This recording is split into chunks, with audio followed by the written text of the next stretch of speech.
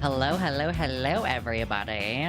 Welcome to the Transatlantic Call-In Show on the line. This is a live call-in show where you are able to talk to two trans people who are here to answer your questions or debate you on sports or whatever topic you want to talk about. I'm Luxander, and today I'm joined by Dr. Ben. Dr. Ben, how you doing today? I'm doing okay. Going through all those cycles of being happy to be booted out of the military soon, and then also like how much it sucks that I'm getting booted out of the military soon. So it's like a lot of that transition planning and stuff. But yeah, how have you been? I've been doing all right, I guess. I mean, it's weird when the world is falling apart, but you're like personally succeeding. And so like having Hmm. recently started production on the line, I'm so much more busy and like thinking about stuff. And also I have to say, having coworkers is great because I don't have a job primarily where I have coworkers. I'm just alone at home all the time. So it's really nice having regular contact with human beings who are not my husband or my younger sibling. So it's been good. Ooh, I want to give like a little bit of a challenge to the side chat because now we've got like a few different producers. If the side chat can guess which person is producing on different shows based on like how you interact with the side chat, that'd be interesting. Like, oh, I can definitely tell it's Arden today, or I can tell it's Lux today. That's true. I Be guess that would funny. work better. I guess I got to start using the line because I always keep my own thing open so I can speak as myself in the chat, when I'm Mhm. producing. But I do think that that would be funny, like, just speaking from the account and, like, mysterious, "Who is it?" You'll never be able to tell. Yeah, exactly. Yeah. Until someone starts Awesome. yelling and you know it's Arden. Yeah. Yeah, yeah, yeah, exactly. Cool. Yeah. Well, good. I'm glad that things are going okay. The world is a mess, and I just need to rule it. So, Mhm. I guess let's talk about polls from last week. I think I was here last week, right? Yeah. Okay, cool. Yes. Is it ever fitting for an elected official to call for collective punishment of an entire minority group? Do you know what this was in reference to? Yeah, I feel like is this in reference to the whole, like, trans people are terrorists thing trying to go Not on, or, like, specifically. the That happened oh, the Friday. one This is about about Nancy Mace. okay, the one about locking up trans people, is that there's so many things involving punishing trans people. It's like, how do you Yeah. pinpoint one specific thing in the media? Because it's always about that.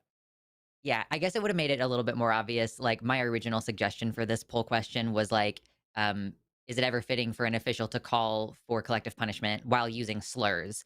Because Nancy Mace is just out here dropping the hard T and saying things like, Mm, all trans people want me dead. And so I think they should all be in straitjackets. And that was kind of the jumping off point.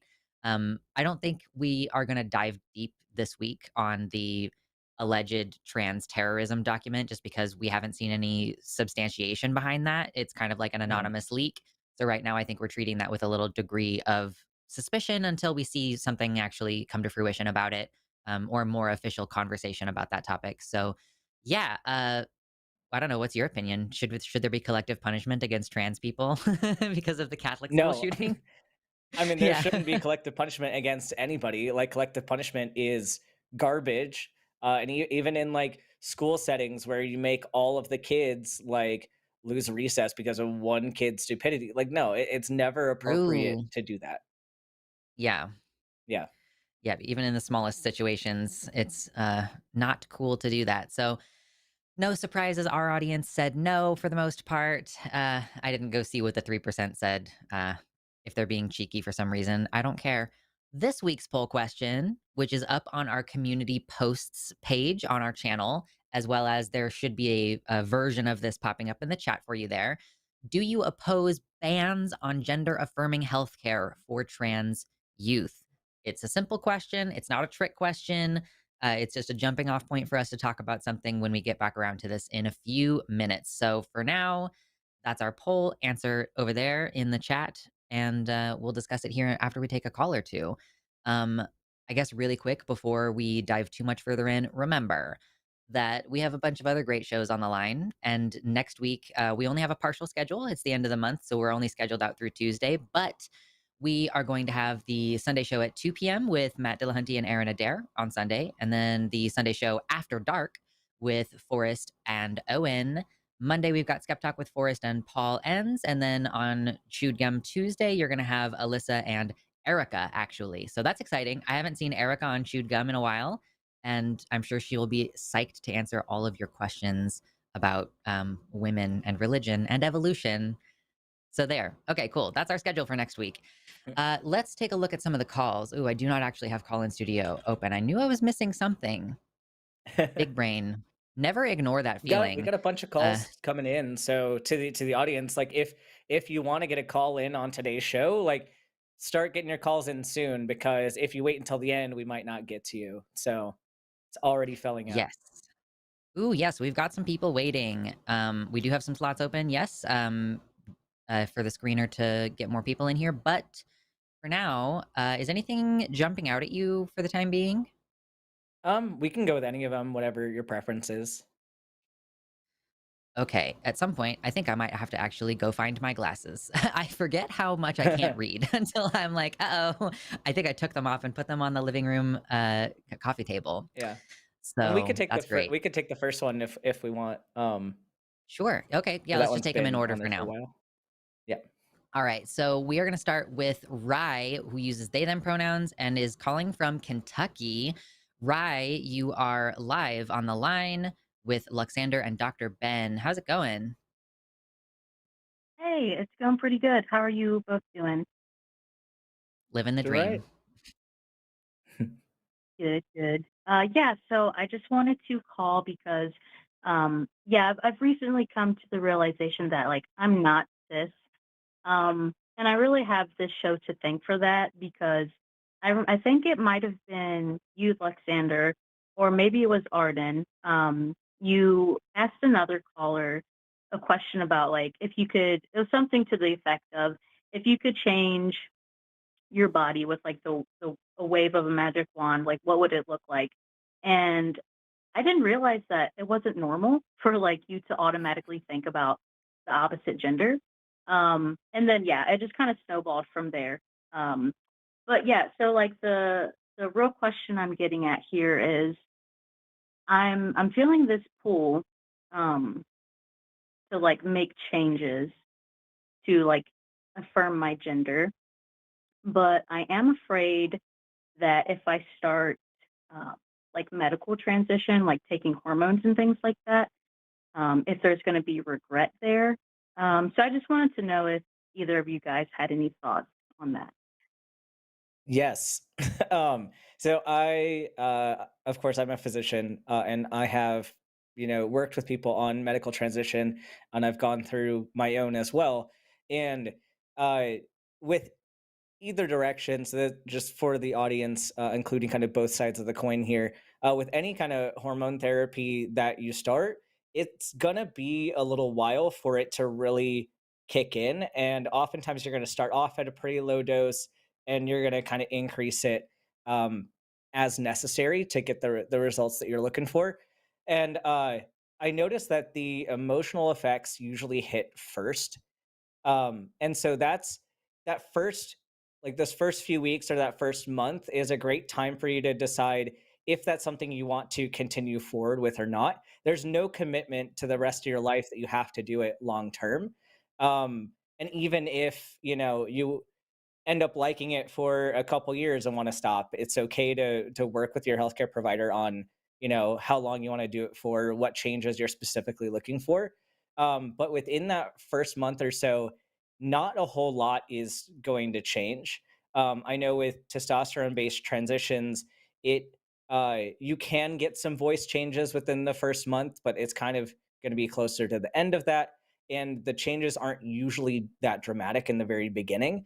um, so it's something where if you're really considering it, you can get an appointment with a provider who can talk you through, what is this going to look like for you. You can even go to different blogs online, and not necessarily for medical advice, but for their subjective experiences of like what was their timeline like for them, when did they start seeing changes, and then you can see if you like it or not, if you feel like this is something that you're going to want to keep going through. And if you get 2 weeks Mhm. through and you're like, nah, this isn't for me, then you know, then it's not for you, and you can Mhm. stop, and probably not much has changed. Right, Yeah, okay, that makes sense. I will just jump on that with my personal experience, which I don't really talk about a lot anymore, and I think I also have deleted a lot of these videos off the internet, but, I started testosterone and I was on, like, I didn't do a gradual thing, they just put me on, like, the big dose because we did not know as much at the time, and, I just went, like, I drove 3 hours to find a nurse practitioner who would give me the medicine, and, I Mhm, ended up not liking the body fat changes after a couple of years. So, my experience with testosterone was like, I really liked that it made my voice deeper, which took a couple years, and a voice training as well, and like some awareness of my voice, which I developed by singing.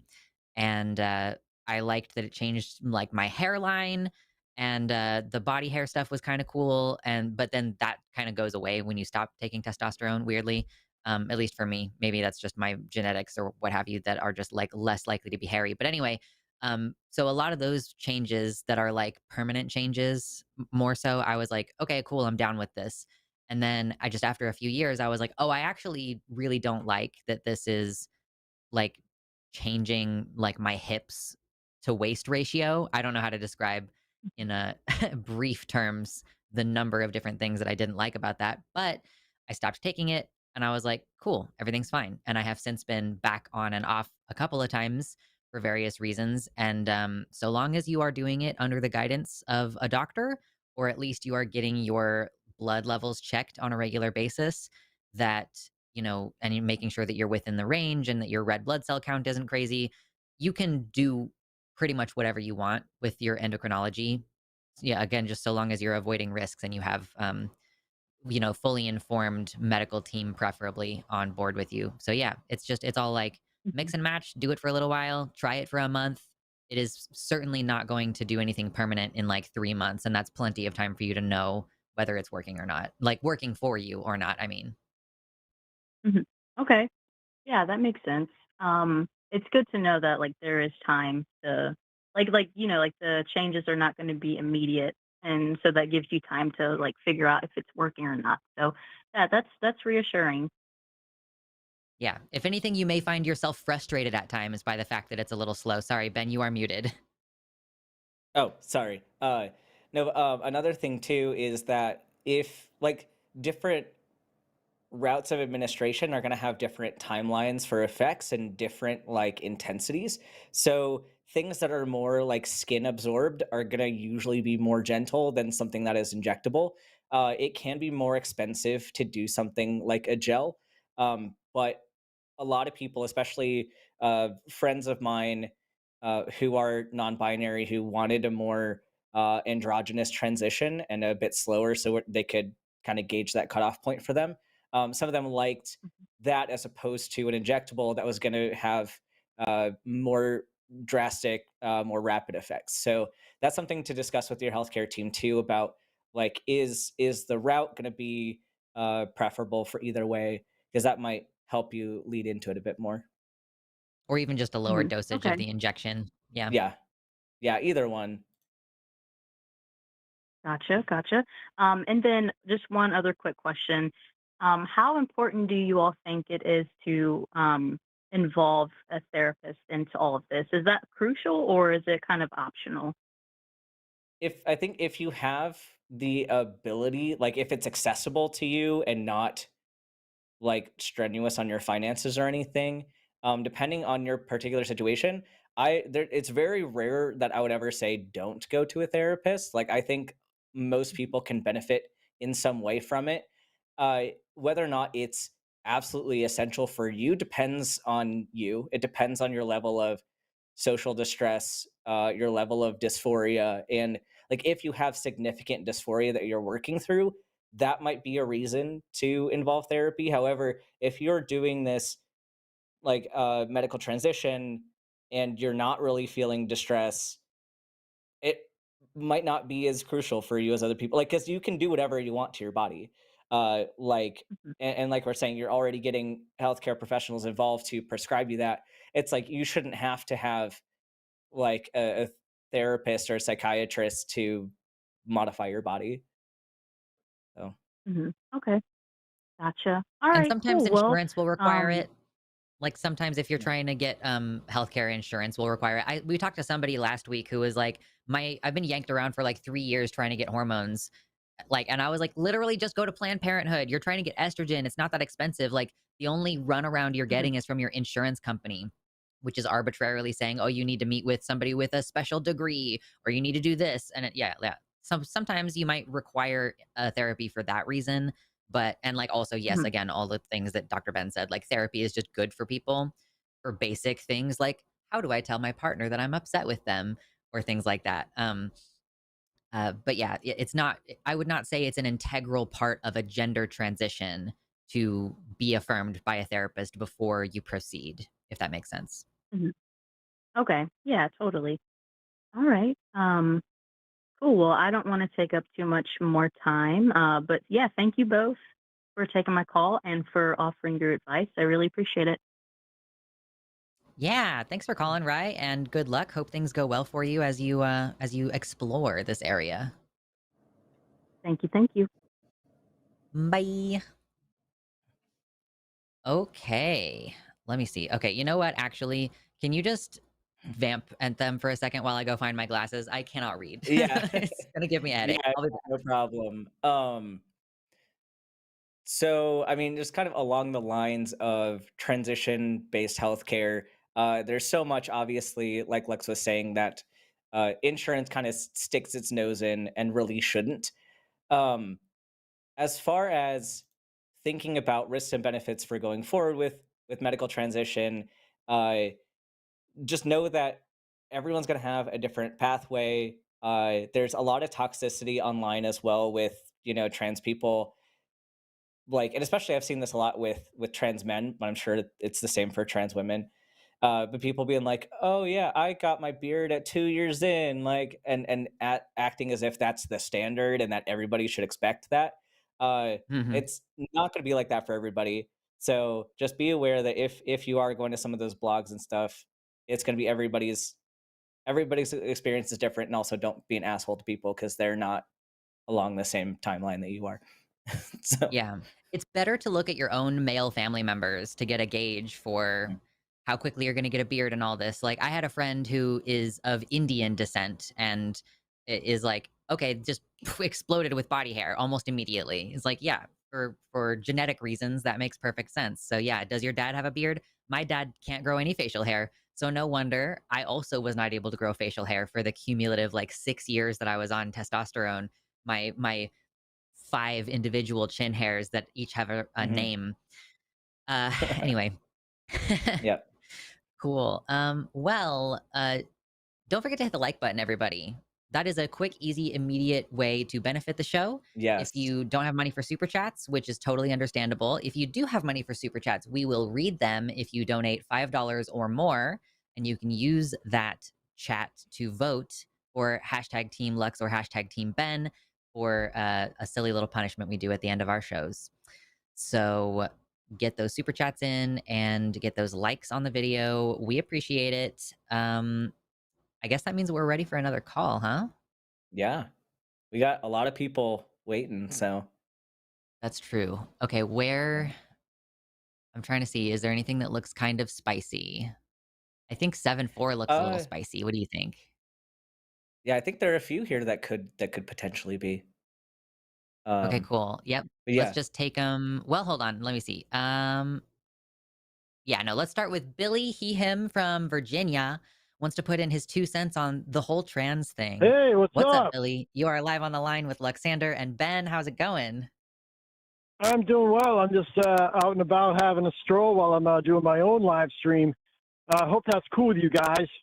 Um, I can actually speak upon it because I have trans in my family. I'm a cisgender person, for the record, but Okay. I got a sibling who's trans. If that's okay with you guys, I Yeah. don't see any so I objections can from my producer, so sure, yeah, that's fine. right, yeah, so I can kind of speak on this from an outside looking in. And before we go any further with health insurance, we all know they like to deny stuff, but that's a whole nother topic for a different group of people. But anyhow, Yeah. We I've been probably old Yeah. agree on school. that topic. Yeah. Yeah, I've been old school. I'm a Gen Xer, and obviously, back in high school, the two sexes, they didn't even use gender; they used sex. You know, XY male, XX female, and the two disorders that I learned about, Klinefelter and Turner syndrome. The anomalies. And obviously, decades later, there's so many of them. Um, I've never had a problem with somebody who identifies, as a trans. Hello, I've trans in my family, and yes, I still irritate him. That's what he goes by now. I still irritate him in the same fashion as always. Being the older brother. So not much has changed. But my take on it is, before anybody can accept somebody saying that, more research needs to be done into figuring out, what makes a person identify as trans, gender dysphoria, all that stuff. Am I making any sense here? Yeah, Yeah, that's Billy. It's perfect not for like Dr. Ben. Yeah. Yeah, Billy. Why yeah, I do mean, you it's not, think that? Um, can you repeat your uh statement real quick? I forgot what I was gonna say. Sorry, ADHD. all good. Oh, Yeah. me too. Make two There of needs us. to be more research, is what he was Um, saying. Or oh yeah. um, Uh, just to understand, what yeah. Why? makes a person decide they're trans, or hell, Yeah. what So makes a person why decide do we their need? orientation Do even? we? Yeah, Billy. Do we need to investigate the exact reasons why for everything It might out help them. there? If well, here. It might. So It might help. is is is learning the what causes it, or like why are people trans, would that change how we interact with trans people? It wouldn't change how I interact because I really couldn't care less. And Right. I Would bet you that guys change how breakfast, lunch, we and dinner. would that change I how bet we you. treat trans people in our society? If the people who are transphobes, I would certainly hope so. But like I would ultimately, certainly. the question I'm having here is that, like, sure, it would be nice to know what causes everything in our universe, but like Yeah. there's a point of utility that needs to be present, I think, before we put resources and effort into investigating this. And there's a few reasons why. Number one, of Hmm. course, because there are other issues. Like if grant funding is limited and research time Yeah. and effort is limited, we need to direct that at things that are going to have a greater societal impact. For example, like if we want to, we could use a lot of that for cancer research or something else. I'll buy Um, that. I'll if buy that. if the research that we're doing, like, let's say we found out that there's one specific gene that causes people to be trans, that's not going to Right. change medically what we do for people. It's not going to change socially what we do for people. The only thing that it will probably do, which makes me concerned, is it will give like people who are in favor of eugenics a route to argue for eugenics. Like Can you explain what that's eugenics the is? concerning. I've heard of pharmacogenomics, but go on. Eugenics is when you try to eliminate a certain trait within society. So if you don't like people, like right now, a lot of rhetoric is going towards going against people who are autistic. Like the whole Tylenol argument and stuff is a eugenics argument, trying to say that if we like the assumption is if we eliminate this group of people or this trait within people, then society will be better. And we don't want that. We know that trans people Oh are yeah. valuable. Trans people are a variation of normal. We don't want to give any credence to a the idea that we could find a cause of trans people and then eliminate whatever that is. Like that's incredibly I problematic. see. So But my point yeah, was helping a trans person understand him or herself. If that makes any sense, so that person can be happy and comfortable in his or her own skin. A lot more than what's going on. I mean, I've seen a few other vloggers like you two included. I'm assuming you both are trans, That's Yep, correct. or am I just assuming? Oh, okay, all right. I assumed right. we're both trans. I did make an ass out of you and me. And I've watched people like Blair White, Buck Angel. Just I've watched a few of their videos and their different takes, and those are people who spent real money, in passing the pot. And that brings me to my next point. People go by visual cues, and I know. But Yes, I okay, smoke. I know the last time I tried calling in, it was like two different gentlemen. And I was trying to call and get them in. You know what I'm saying? And yeah, again, people go by visual cues, and I'd be willing to wager, and I'll say this to both of you: if we were all in line getting coffee at a Starbucks or getting gas for a car, I wouldn't even fucking ask. I wouldn't even assume that you were trans or whatever based on visual cues. Does that make sense? yeah, well, like this whole argument, it seems like from the outside that it would be a good idea for trans people to understand, the nuances of what makes people trans. Um, Yeah.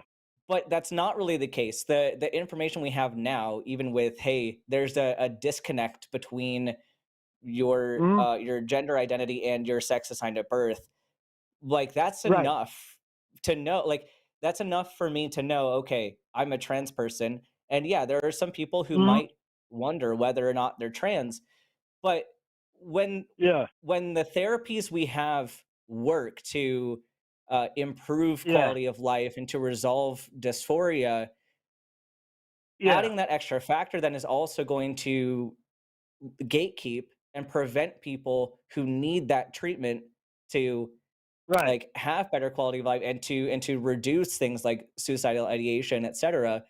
If you have somebody Right. who Yeah. has dysphoria but doesn't have whatever criterion people say is the thing that makes you trans, that's going to then limit who can get access to this care, right? So it seems like a good That's idea fair. to study all this, but the problems that come with it are ultimately Mm-hmm. more detrimental than if we didn't uh than if we just didn't go looking for that answer. So does that kind of I make see. sense?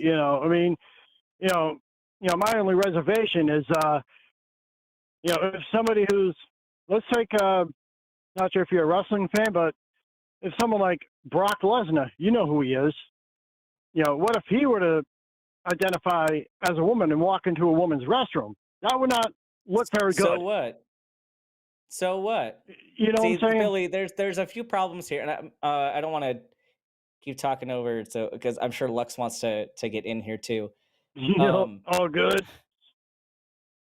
but like the fact that somebody looks masculine like doesn't mean that they're completely out of place, and I think that there's an issue with if you saw, let's say you saw a person who is a cisgender woman who looks more masculine, we're already seeing issues of people like that getting harassed in bathrooms, getting kicked out of bathrooms, and now you're I've seen that. further Yeah, reinforcing I've, societal stereotypes of women having to look a certain way. So my response to yeah, this like is, so what? So what if somebody who looks like Brock Lesnar goes into a bathroom if they just go in to do their business and leave? Like that shouldn't be yeah, just don't get, a huge yeah, issue in our as long society. as they don't get taken to, well, if it was Brock Lesnar, he'd probably take him to Suplex City. Anyhow, you get my point. People go Yeah. by visual cues, and it's not just, you know, with trans, it could be with anything like race, etc. We've I seen want it to happen be before, I want to be clear, Billy, that but we know obviously, that we know. I know that when I go out yep, in public, people are going to be like, "That's a woman." Like I'm aware that that's what I look like, and like I'm sure Ben knows what he looks like. We are aware, and both of us probably have gone through periods of time where we are unsure which public bathroom we should use because we do not want to freak out a woman, and we also don't want to get beat up by some guy. Although freaking out a woman also carries that additional risk of her going and finding her husband. So yeah, we know. mm-hmm, I guess I have like a question, yeah, and that's I wonder like what is when you say we need more research, the word mm-hmm, need kind of implies that there is something wrong with the situation as we have it now, and that like having the research would solve some problem. What specifically is that problem that you want to try to solve with more research? Well, just to see if there is a link, much like you said, a possible gene, between someone identifying as trans, or hell, even somebody who's gay or bi or lesbian, because obviously, we all know that it's not a normal thing. If it was, there wouldn't be 8 billion people on the planet, and we wouldn't be having this conversation. Unlikely. We'd probably be, lighting fires, I'm living in confused by caves. your You know what I'm definition saying? of normal, Um, Billy. but I'm Yeah, confused by your yeah. I'm definition sorry. of normal. Yeah, not You're saying flying that trans planes, people doing YouTube aren't channels. normal. If gay things happen across like basically almost all sexual species that we observe, that seems pretty normal to Yeah. me. Um, but I guess I'm Could you trying to could you get at explain? like if there is what do you mean? Like my definition of normal? Like just because something is less common doesn't mean it's not normal. Like normal is like a thing that happens with regularity, even if it's at a like smaller percentage. So A just small because percentage. gay Oh, okay. behavior yeah, yeah, Okay, yeah. that's So fair. like just That's because fine. gay people are only like 5 to 10% of the population doesn't mean that it's not normal. So I think that there's like just a little bit of a hang up on that sometimes. Mm, But that's so Yeah, fair. I'm and curious, when you're looking for a genetic answer, like again, I'm trying to figure Hmm. out what is the problem that you're solving there? Are you trying to help people be able to figure out that they're trans sooner? Or do you want to like have their is this like getting diagnosed with a connective tissue disorder? Am I going to go get like 14 different genes tested to see which kind of Ehlers-Danlos syndrome I have? Like am I going to have to get that diagnosis before I can get treatment? Is getting that diagnosis going to help me find other people who are like me? I'm trying to figure out what is the problem to solve here.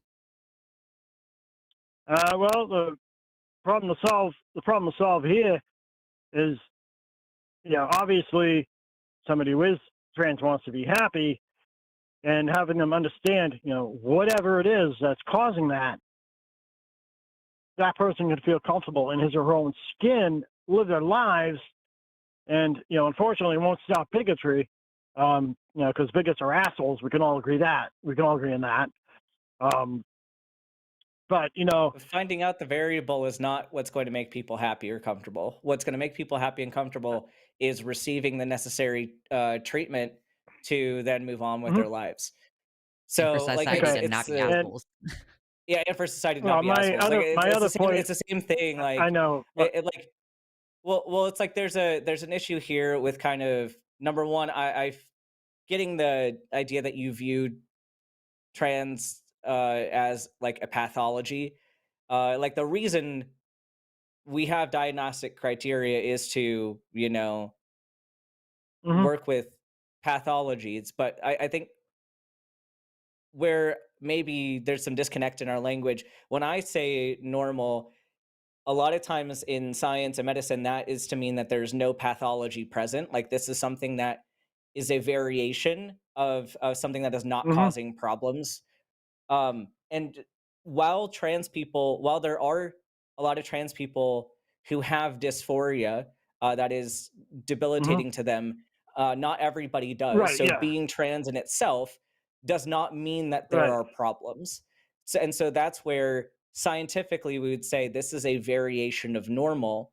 And so mhm, what you're getting at, you're kind of conflating social definitions like with scientific ones and right, saying that here's our social definition, let's use a scientific tool to get to the bottom of right, this thing.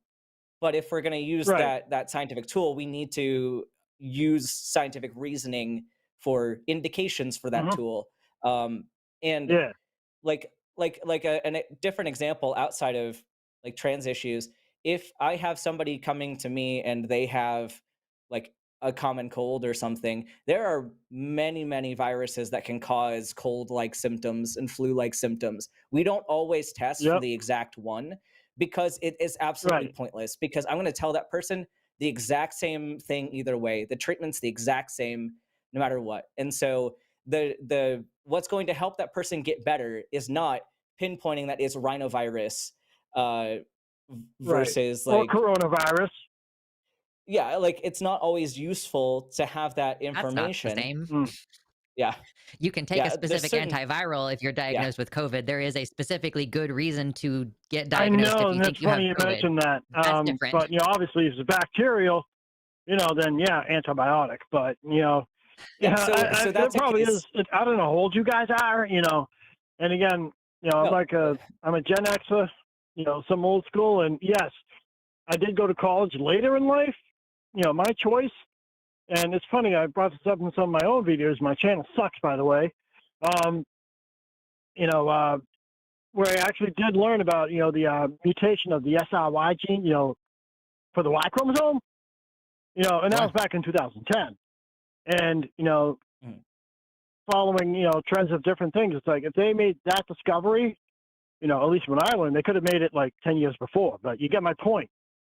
I learned Yeah, that in that's also a 2010. different. So it's kind of like there Yeah, could be, that's also a and different now there's like so many situation. more intersex conditions.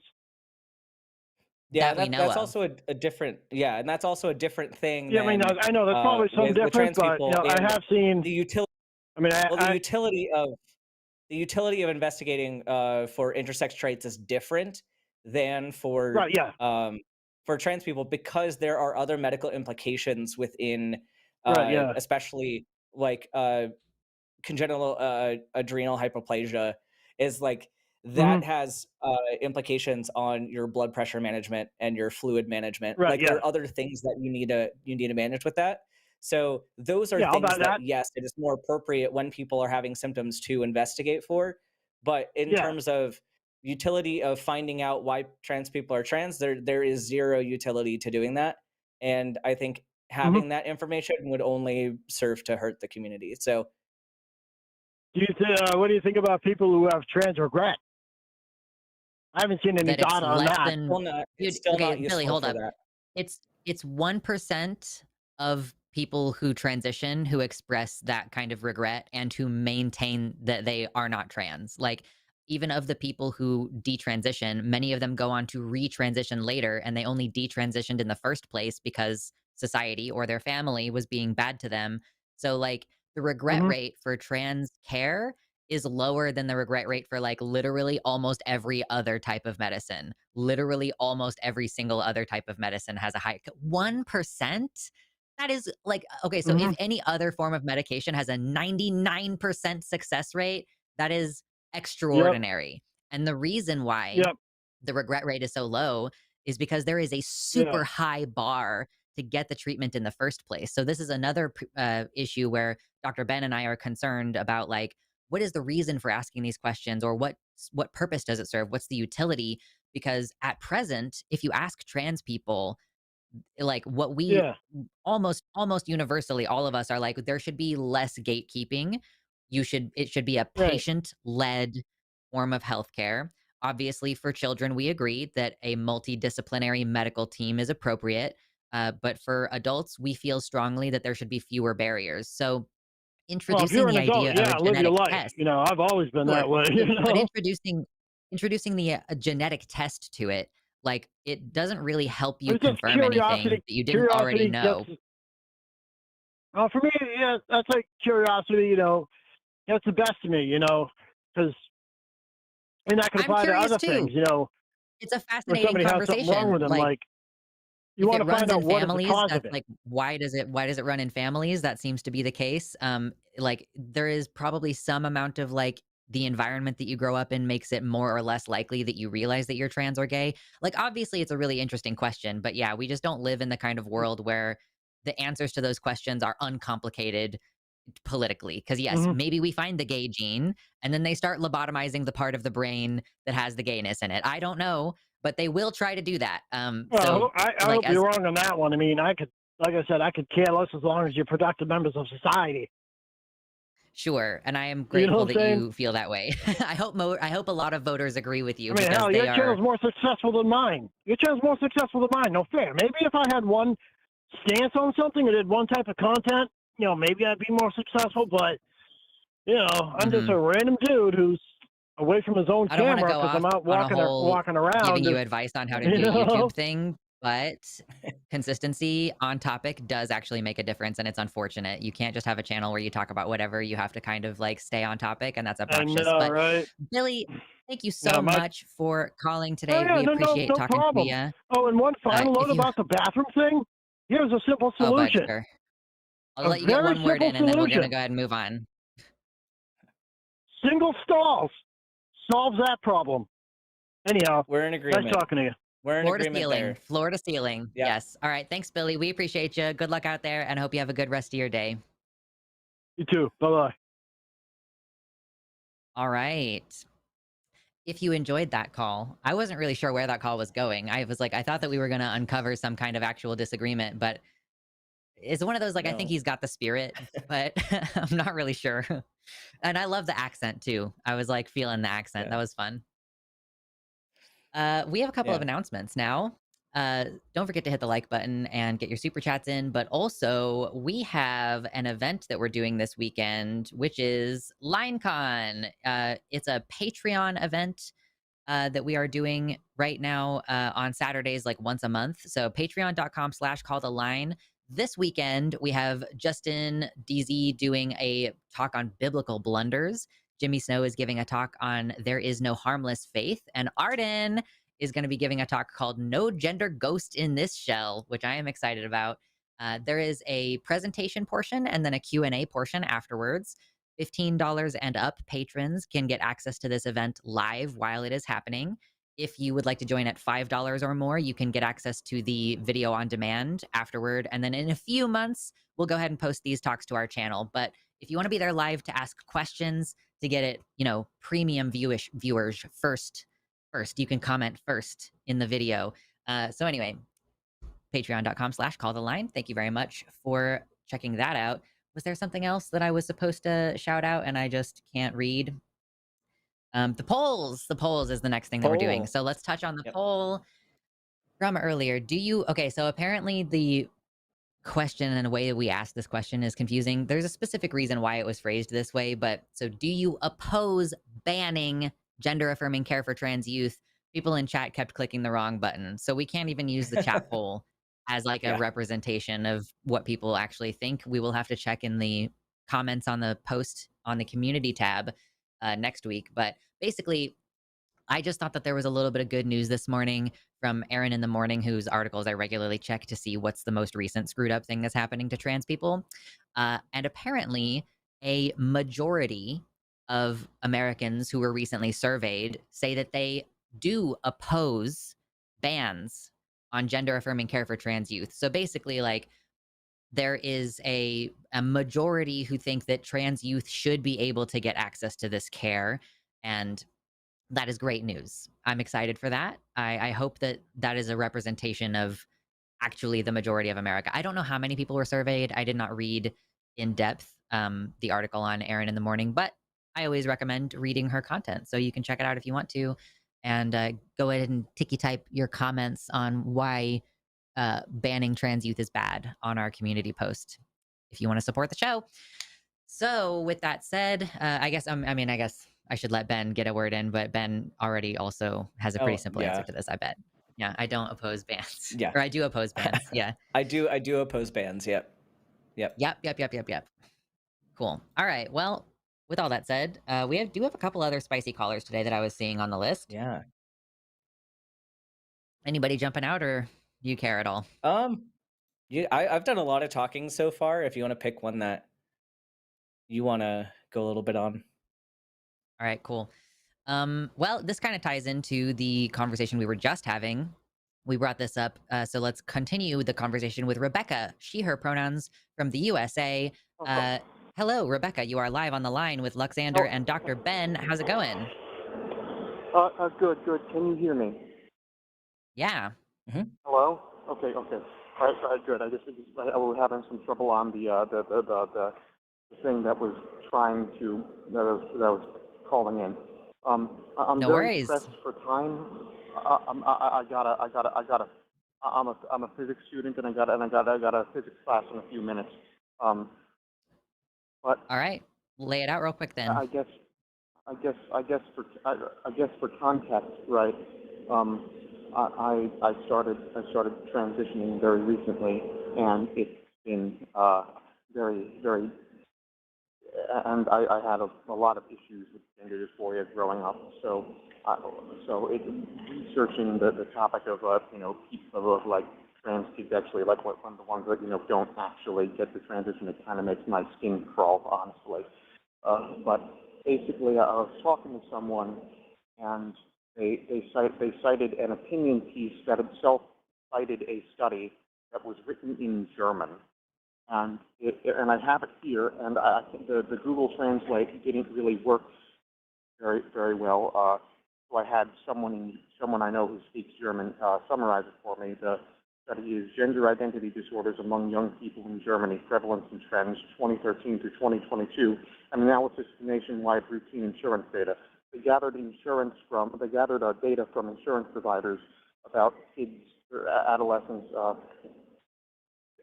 diagnosed with gender identity, gender incongruence, and they basically found that only 36.4% of the people who had it in adolescence or childhood actually maintained that diagnosis into adulthood. And this isn't the Swedish study, and so far as I can tell, though I can't read it myself, the data looks fine. So I just don't know what you think about that. If you know the study, it just shows that most kids who have gender dysphoria grow out of it. I don't. I mean, that wasn't my case. So It really wasn't, but. yeah, so I've seen statistics like this before, and I think so. Basically, to reiterate the question is, there are certain studies which indicate that the number of people who identify with gender incongruence when they're younger, they don't necessarily persist into adulthood, and so there's a This question of was like, this was are we specifically getting too many diagnosed people? because of insurance provider data in Germany. Sure. Okay. Okay. So I would say to that probably, it's just like I don't know what the process exactly is like in Germany, where maybe you get a diagnosis in order to get a therapist, maybe like to cover a gender therapist or to have it approved on the National Health Service, you might need a diagnosis.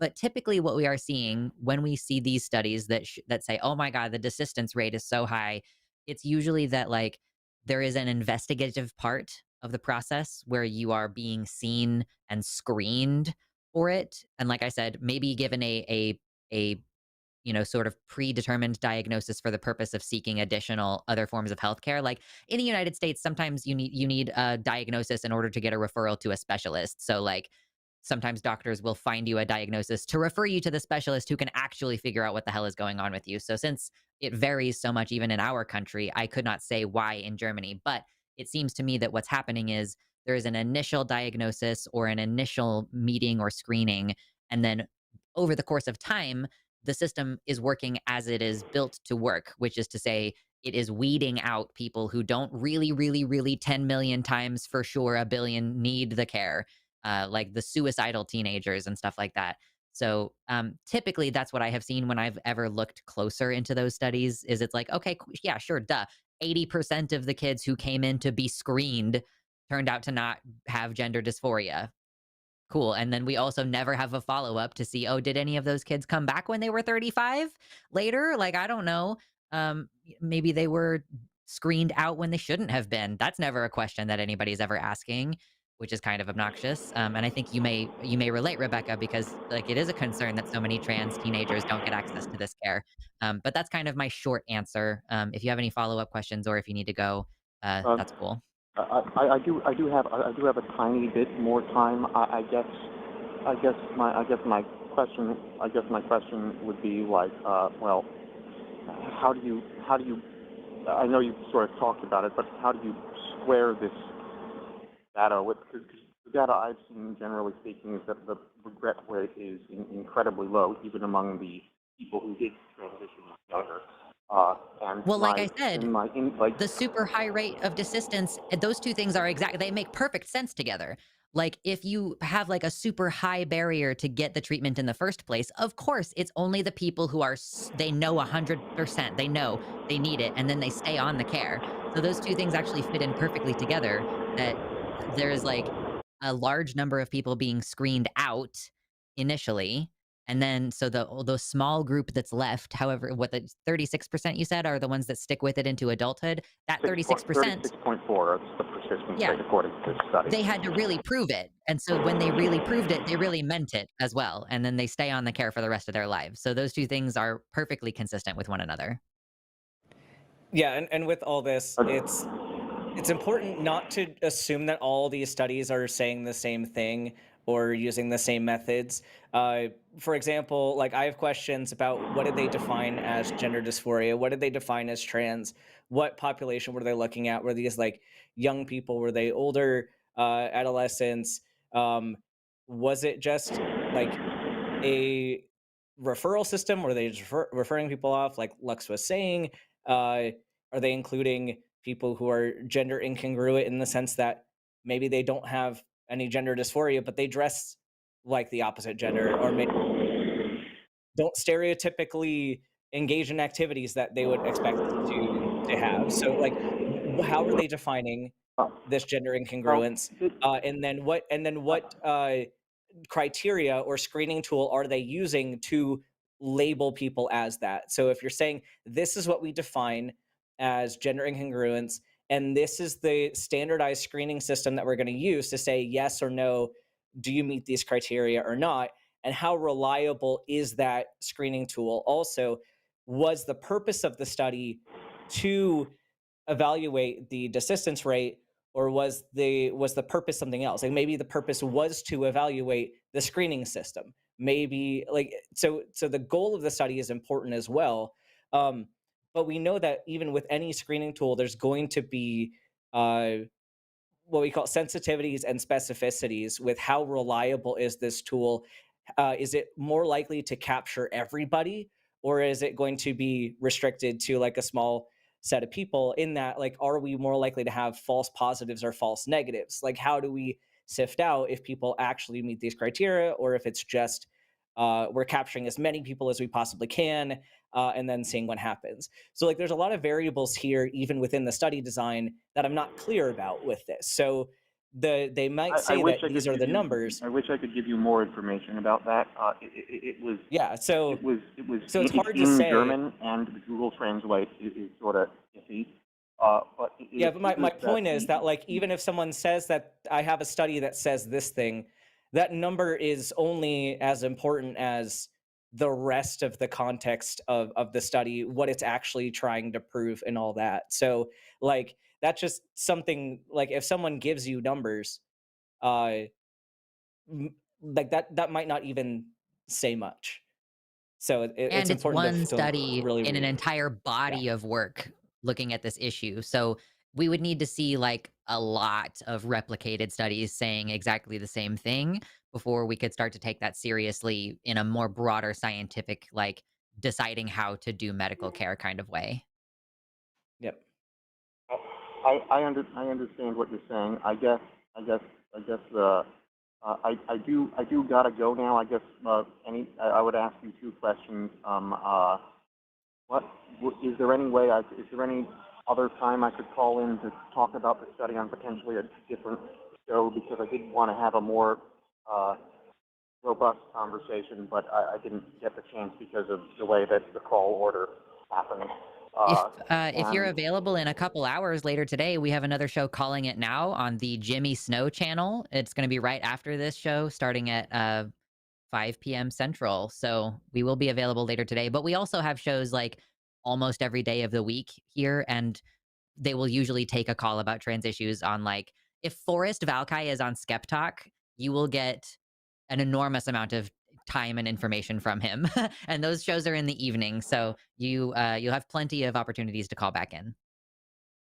okay, I guess just I want to I guess I just thank you for taking me. I just of course this is very personal to me, and of course I've just had a lot of just dysphoria and stuff, and I guess I don't have time to really get into it, but I just it genuinely pains me the thought of, trans kids not getting the care they need. 'Cause it's really painful. But I just want to make sure that my understanding of the literature is accurate with the evidence, and that my medical advice is actually evidence-based and consistent with scientific consensus. But I'm not sure if I'm not sure what all these studies that keep being cited to me. I know one Swedish study was pretty bad, but that's Yeah. about that's about. I'll give you one parting comment, and then I'll let you get to your class. You do not need scientific studies to affirm your gender, and if you want to transition, go based on how it makes you feel. No study is going to help answer that question for you. So I hope that you are not looking for validity in the medical literature in that way. So Oh, no, Rebecca, I'm you not. I'm not are. looking. Go ahead, give your Uh, last comment. uh, I'm not. I'm not. I already started transitioning. No. Oh, Thank you. good. Thank you for the time. I just wanted to, call in, and I'm sorry I gotta go. Sorry this conversation couldn't have been more robust. Sorry I couldn't give you more information on the study. I'll try to do better next time. Bye. No worries. Later. Poor girl, she was shaking in her boots. Yeah, I hope we're not that scary. Yeah. I feel like I don't know. Actually, I feel like I get scarier as time passes on. I don't actually know Mhm. if that's accurate. I just feel like more and more confident as time Yeah. goes on, and that makes me feel like I could potentially be intimidating to people. Mhm. Anyway, don't forget to hit the like button, y'all. We got the poll out early today. So, okay, so we play this game on our show where $5 or more super chats. First of all, we read them, but second of all, we take your votes. Hashtag Team Lux or hashtag Team Ben to vote with your super chat dollars. And the loser has to defend a silly proposition. We let you guys vote on that in the chat. So if you haven't already seen, there's a poll in the chat. What position should the hashtag loser defend? Either dragons are straight, trans by vampire rules, which is open to interpretation, and it can only good happen, which I don't know what that means. I I don't voted know for it. Wait, this I was a don't know what viral that means. clip from the Tylenol talk that Trump did, where at one Oh, point he said, "Nothing bad can happen; it can only good happen," and it was just so funny to Okay, me and memeable that I thought okay. it would That be a makes funny sense. topic. that's fair. I just am boycotting social media and politics Valid, right now, so I valid. missed that. I missed that one. I was like, I don't give a shit about anything he has to say about Tylenol. Like I just do not need to waste my time with that. But it turns out I missed out on a fun meme. Sad. Mm. Crying. It's You totally know, it I've looks like been trans by knee deep. vampire rules is winning right now. Yeah. I've been knee deep in the Tylenol shit, so that's been a blast from my side. You're not missing out on anything. It's literally just every doctor in the country, for the most part, is like, "Hey, don't stop taking Tylenol if you need it." This would have been the perfect So, week for you to be on Skeptalk, or maybe you should do a Cuz I Wanna with Forrest this weekend and get some of that yes. medical misinformation Oh, smacked down.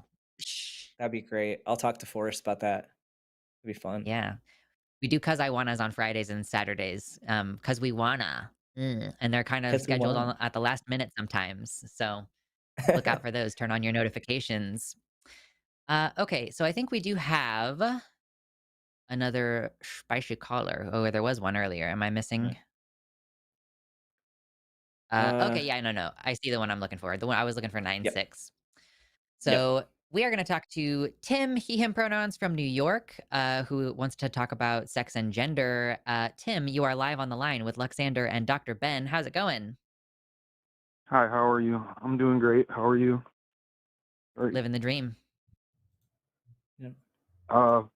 Someone once told me that's what white people say when they. I, that's what white people say when they're really depressed, anyway. So Yeah, I well, hope the you world really is are falling living the apart. dream. So I feel Yeah. fine, but the world is terrible. Um. So my comment is, historically, I don't think there was much of a distinction between sex and gender. And then I'm aware in the 50s there was research into, people feel different ways. So they kind of went on to redefine that word to the public later on. I mean, how can you say that the people who have the old idea in mind, how can you say they're wrong? I mean, because we Because learn things. yeah. Mhm. But also, I think so I agree that some of the language that we use around gender is newish. It's less new than you think, but still newish. Like, let's say the last 100 years. Um, but that, like, the existence of trans people is consistent throughout human history. Like, because we throughout human history have had this, like, okay, generally, like, we separate society into roles based on, like, people's capabilities. And generally speaking, like, the people who are capable of bearing children and have to breastfeed them, like, they end up taking care of the children, but they also do a lot of other shit, whatever. So we end up with, like, a society that then creates these, like, different groups. But people transgress all the time, and they have throughout human history. Like, you can look into like, numerous different Native American cultures. Like, basically, it's kind of a very specifically a descendant of Catholic religion in the West that has enforced this idea of the gender binary. And that, like, that seems to constantly need to be enforced. And that those types of ways of thinking are what built the idea of, like, well, gender and sex are the same thing. And you clearly must have the role of what your body dictates you should have. So, like, all of that is, like, being imposed. That's not being discovered, if that makes any sense. Like, when we talk about gender and, like, how humans express that and what is normal, we, like, that should be a process of observation and discovery. What do people do? If you give them an opportunity to address, I feel like my internet is shitting itself a little bit, so I'm sorry if I'm cutting in and out some. Um, but yeah, as opposed to being prescriptive, where we say, well, this is how you should be. And we've just had such a long time of our scientific methods and our societal and, like, political enforcement and religious enforcement of this, like, binary, that we, because we're born into that system, we actually have to, like, deconstruct a belief that has been created and then imposed on us by a massive structure that we can only, like, exist within, basically. So yeah, yes, of course, the language that we use around these issues evolves, but people have transgressed gender norms and they have sought out hormones. Like, there's, like, an ancient society where they would cut off their testicles and drink the urine of pregnant mares because it was high in estrogen, and so it would cause them to grow boobies. And they were like priestesses in the Scythian Empire. So clearly, it has existed since forever.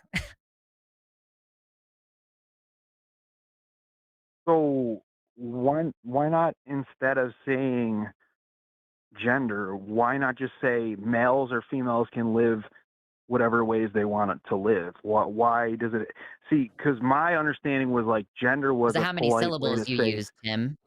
Did you Yeah. hear yourself? That Hmm? was so many syllables.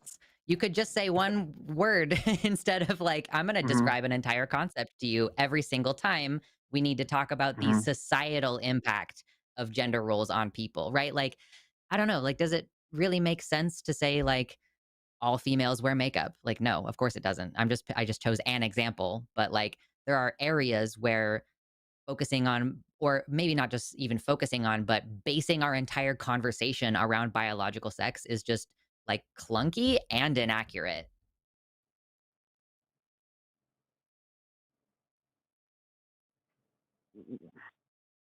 But don't you think you're enforcing the like that framework of, okay, I accept that some people should live this way and some people should live this way. We're going to tend to live that way or this way, and it might align with our sex, but it doesn't have to. Well, why not just say people can live however they want to live? That's what I Tim, am there saying. there yeah, we are saying that, but there are ways to talk about the whole concept, the whole sociological concept, as well as the psychological concepts of gender identity, in ways that do not, where you don't need to talk about, like, your anatomy and your physiology. Like, these things are separate, and they always have been, but we have not, until recently, figured out ways to communicate it more clearly. Because before, when we were using the term sex and gender interchangeably, you didn't know right off the bat which facet we were talking about. You didn't know if we were talking specifically about your body or if we were talking about how you engage with society or how you see yourself as a person. Like, those are clearly different concepts. And so we learned that using those terms interchangeably was not sufficient to be clear in our conversation and to be useful. Like, using them simultaneously or interchangeably has lost its utility. Like we've kind of been talking about for this whole show, is how useful are the things that we do. So yeah, I do agree, and Lux agrees that people should be able to do whatever they want. But when we're looking at a societal level, like let's say we're talking about like oppression and we're talking about discrimination and things like that, you need to have better ways of talking about that than just saying people can do whatever they want. Because let's be clear, like your gender identity, your gender expression, how you interact with society does impact your quality of life. And we see that with people who present as feminine. Like, we see that there are still pay gaps. We still see a lot of inequality related to that. So it is important to differentiate these things. And it's not sufficient to just say, do whatever you want. I just feel like maybe you could be pathologizing something that's the gender, so-called gender norm. If you're going to say, oh, well, you do this, you have long hair, you paint your nails or something, or oh, a woman is, masculine, she does masculine things. Like, okay, people are going to say now, oh, well, she's a man, really, she wants to be a man. I think you're pathologizing that and making it. I don't I think think you maybe understand you the are word. arguing against someone who is not us. Like the thing is, Tim, we oppose I oppose pathologizing transness. I don't even know that I agree that we need a diagnosis called gender dysphoria to get our health care. Like, I am on the side of like, let's just open things up to let people do things with an informed consent model and not require a diagnosis. So that's what pathologizing means. It means like, let's put you through a medical process and get you a mental health diagnosis in order to get you medical care.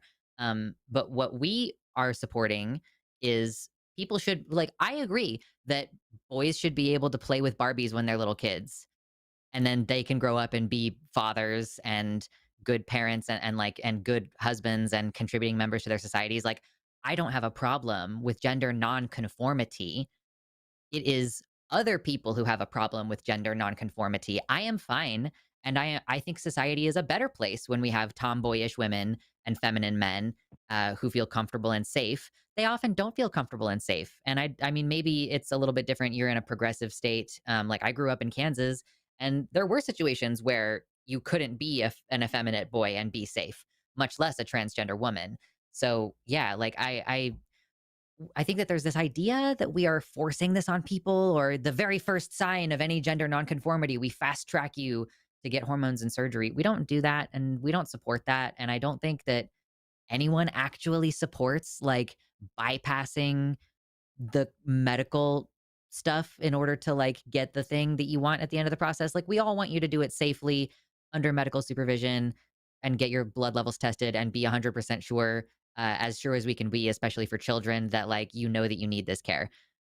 So yeah, I don't know, like, if you just are imagining that this is like a belief system that we have where we think that kids shouldn't be allowed to play sports if they're girls or something. I don't know. Mhm. Yeah, I definitely think that especially adults should be able to choose if they want to take hormones. For me, it's a difficult question for me when it's a child and they have the genital surgery and there's That permanence doesn't there, happen. and I don't necessarily know Tim, that you person know has nothing all of what the. you're talking That doesn't about, happen. Tim. And I'm glad We that don't you're give not in genital charge of making surgeries that to anyone decision under for 18. people. Yeah. What's that? We We don't don't ever give genital surgeries under 18. Okay. Actually, we do to intersex babies without their consent Yeah. all the time, every single fucking day of this country, actually. And nobody seems to have a problem with that. But we have a problem with children like Eh, who are declaring that they want to cut their hair, who are being forced to like not cut their hair and like being forced to wear clothes that they hate. Um, yeah, no, we torture children all the time to like forcing them to conform to their biological sex and the associated gender role. But we don't give genital surgeries for trans reasons to minor children. We don't do that. Yeah, my favorite part of this whole conversation is when people who have uh, zero knowledge of what is actually happening within gender affirming care from the medical side, telling people what they should agree with regard to other people's healthcare. Like, quite frankly, Tim, like as a physician, I don't give a shit what you think about me giving insulin to my diabetic patient. Like your opinion on that is not valid in that like you do not have the expertise. You are not licensed. You do not have the authority to be making those kinds of decisions. I I don't need your opinion on whether or not I should be taking care of my patients in a certain way. But it would be helpful if you had some information of what actually happens instead of just making your opinion about what healthcare some other person's child should receive. okay, well, if I'm glad that you're educating me if you're telling me that that doesn't happen because I don't think it should. I mean, obviously, it's non-trans related that we do circumcisions to children, and I don't agree with that either. So I don't necessarily think that Yeah. just because the medical establishment agrees with something makes it right either. Yeah, but Tim, I don't think you're the person unless you are out there doing actual research studies. Like, I don't think you have the capability to see what really like which issues need to be worked on like from the medical science standpoint. Um and like I get that you care, but I don't think you're the right person to engage with that particular topic. Like this is a case where yeah, absolutely there are areas in science that we need some work on. There are things that we mess up on. However, the mindset that the establishment of like the medical establishment and the academic establishments are like doing all this stuff wrong and the lay people are going to be the ones to fix that issue is a little bit ridiculous to me. Like it seems like you can't even demonstrate a basic knowledge of what happens within gender affirming care. So like I would suggest maybe sitting back a little bit and like kind of getting some more information, but getting it from some of those expert bodies. Because I don't think you know enough about the issue to disagree where you're disagreeing. I'm trying to sound gentle about that.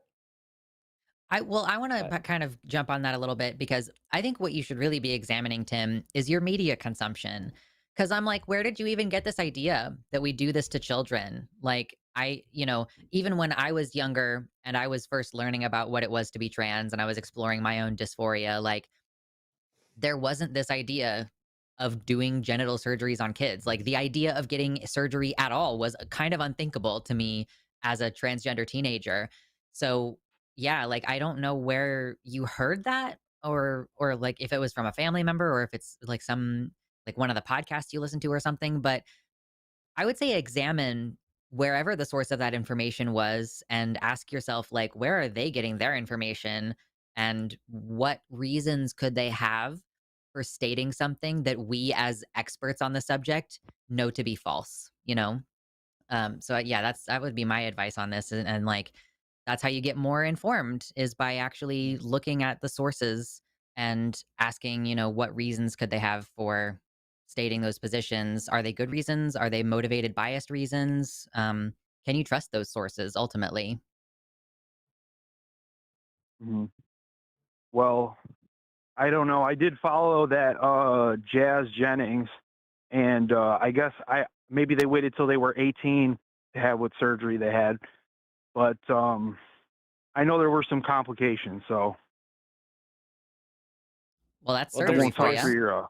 yeah, there's always going to be a risk of complications, and that's why we have certain age ranges where we're going to be doing those things.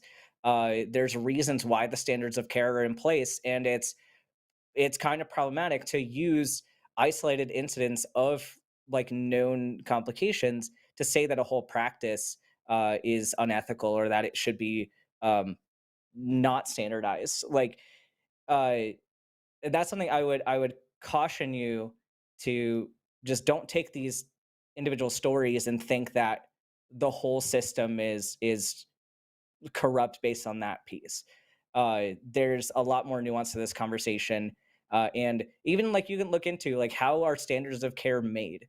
Like there's a lot of research and development going into why are these the standards of care, why is this the general consensus, and then how is this implemented. Um, does that make sense?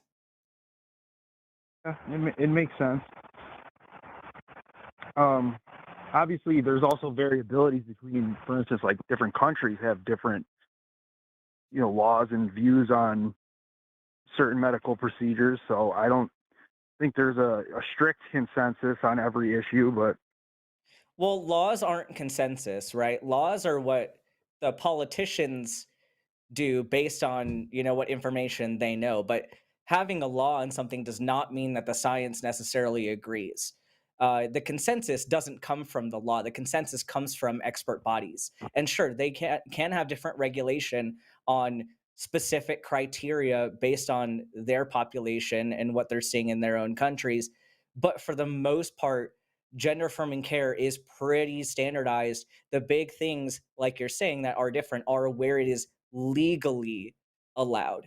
But if you talk to a pediatric endocrinologist in Europe, in Asia, in the US, they're probably going to be in agreement on what an appropriate use of this medical treatment is.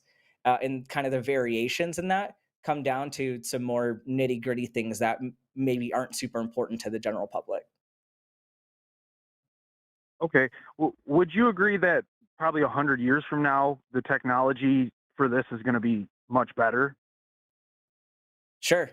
The medical. But I mean, I would think Mhm. I would hope that we improve things as it goes, but that's not a reason to deny people care in the present. Okay, but if an individual said, "I'm not happy with what science is capable now, so I'm going to wait," would they be wrong? That's no, that's fine. People do that all the time. They're allowed to do that. They're allowed to do that.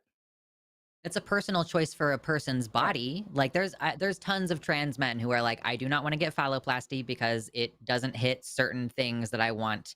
And so like, okay, we're gonna have to start growing penises in order for you to have what you want. And that's gonna probably take a while. So if you're willing to hold out, then cool, you personally can hold out. But the idea of like, oh, let's wait 100 years. Oh, you mean when I'm dead? Like that's so silly. The idea that like we shouldn't let people access like the closest thing that they can get to the ideal result now. No, actually they should just die. Like I know that that's not what you were saying, Tim. I'm just like that's a little bit silly and I wanted to call attention to it and make a lighthearted moment. Okay, thank you. It was nice talking to you, and maybe I learned something, and Cool. I don't know, maybe you got something Yeah. from my perspective too. So Yeah, we appreciate the call. And if you want to call back again with further questions in the future, we do this show every week. And we do a bunch of other shows that if there's a more convenient time, we've got other hosts as well. So yeah, thanks so much, Tim. We appreciate you calling in and hope you have a good rest of your day. thank you. You too. Goodbye. Bye. Okay, so we do still have lines open for maybe another 10 minutes. If you disagree with us, we want to get probably at least one more caller who has some kind of question or disagreement like that. The number is in the description. It is 720-619-2288. If you are an international caller, we do have a web caller, but for people in the United States, we do prefer you go ahead and use the actual phone number. Uh, get those calls in. We are going to close lines probably, like I said, in about 10 minutes. And in the meantime, oh yeah, hit the like button and $5 or more super chats. Do it. It's quick, it's easy, it's free, except for the super chats, which are not. Okay, so do any of these seem like we would be able to get through them relatively quickly? We do have a few to choose from.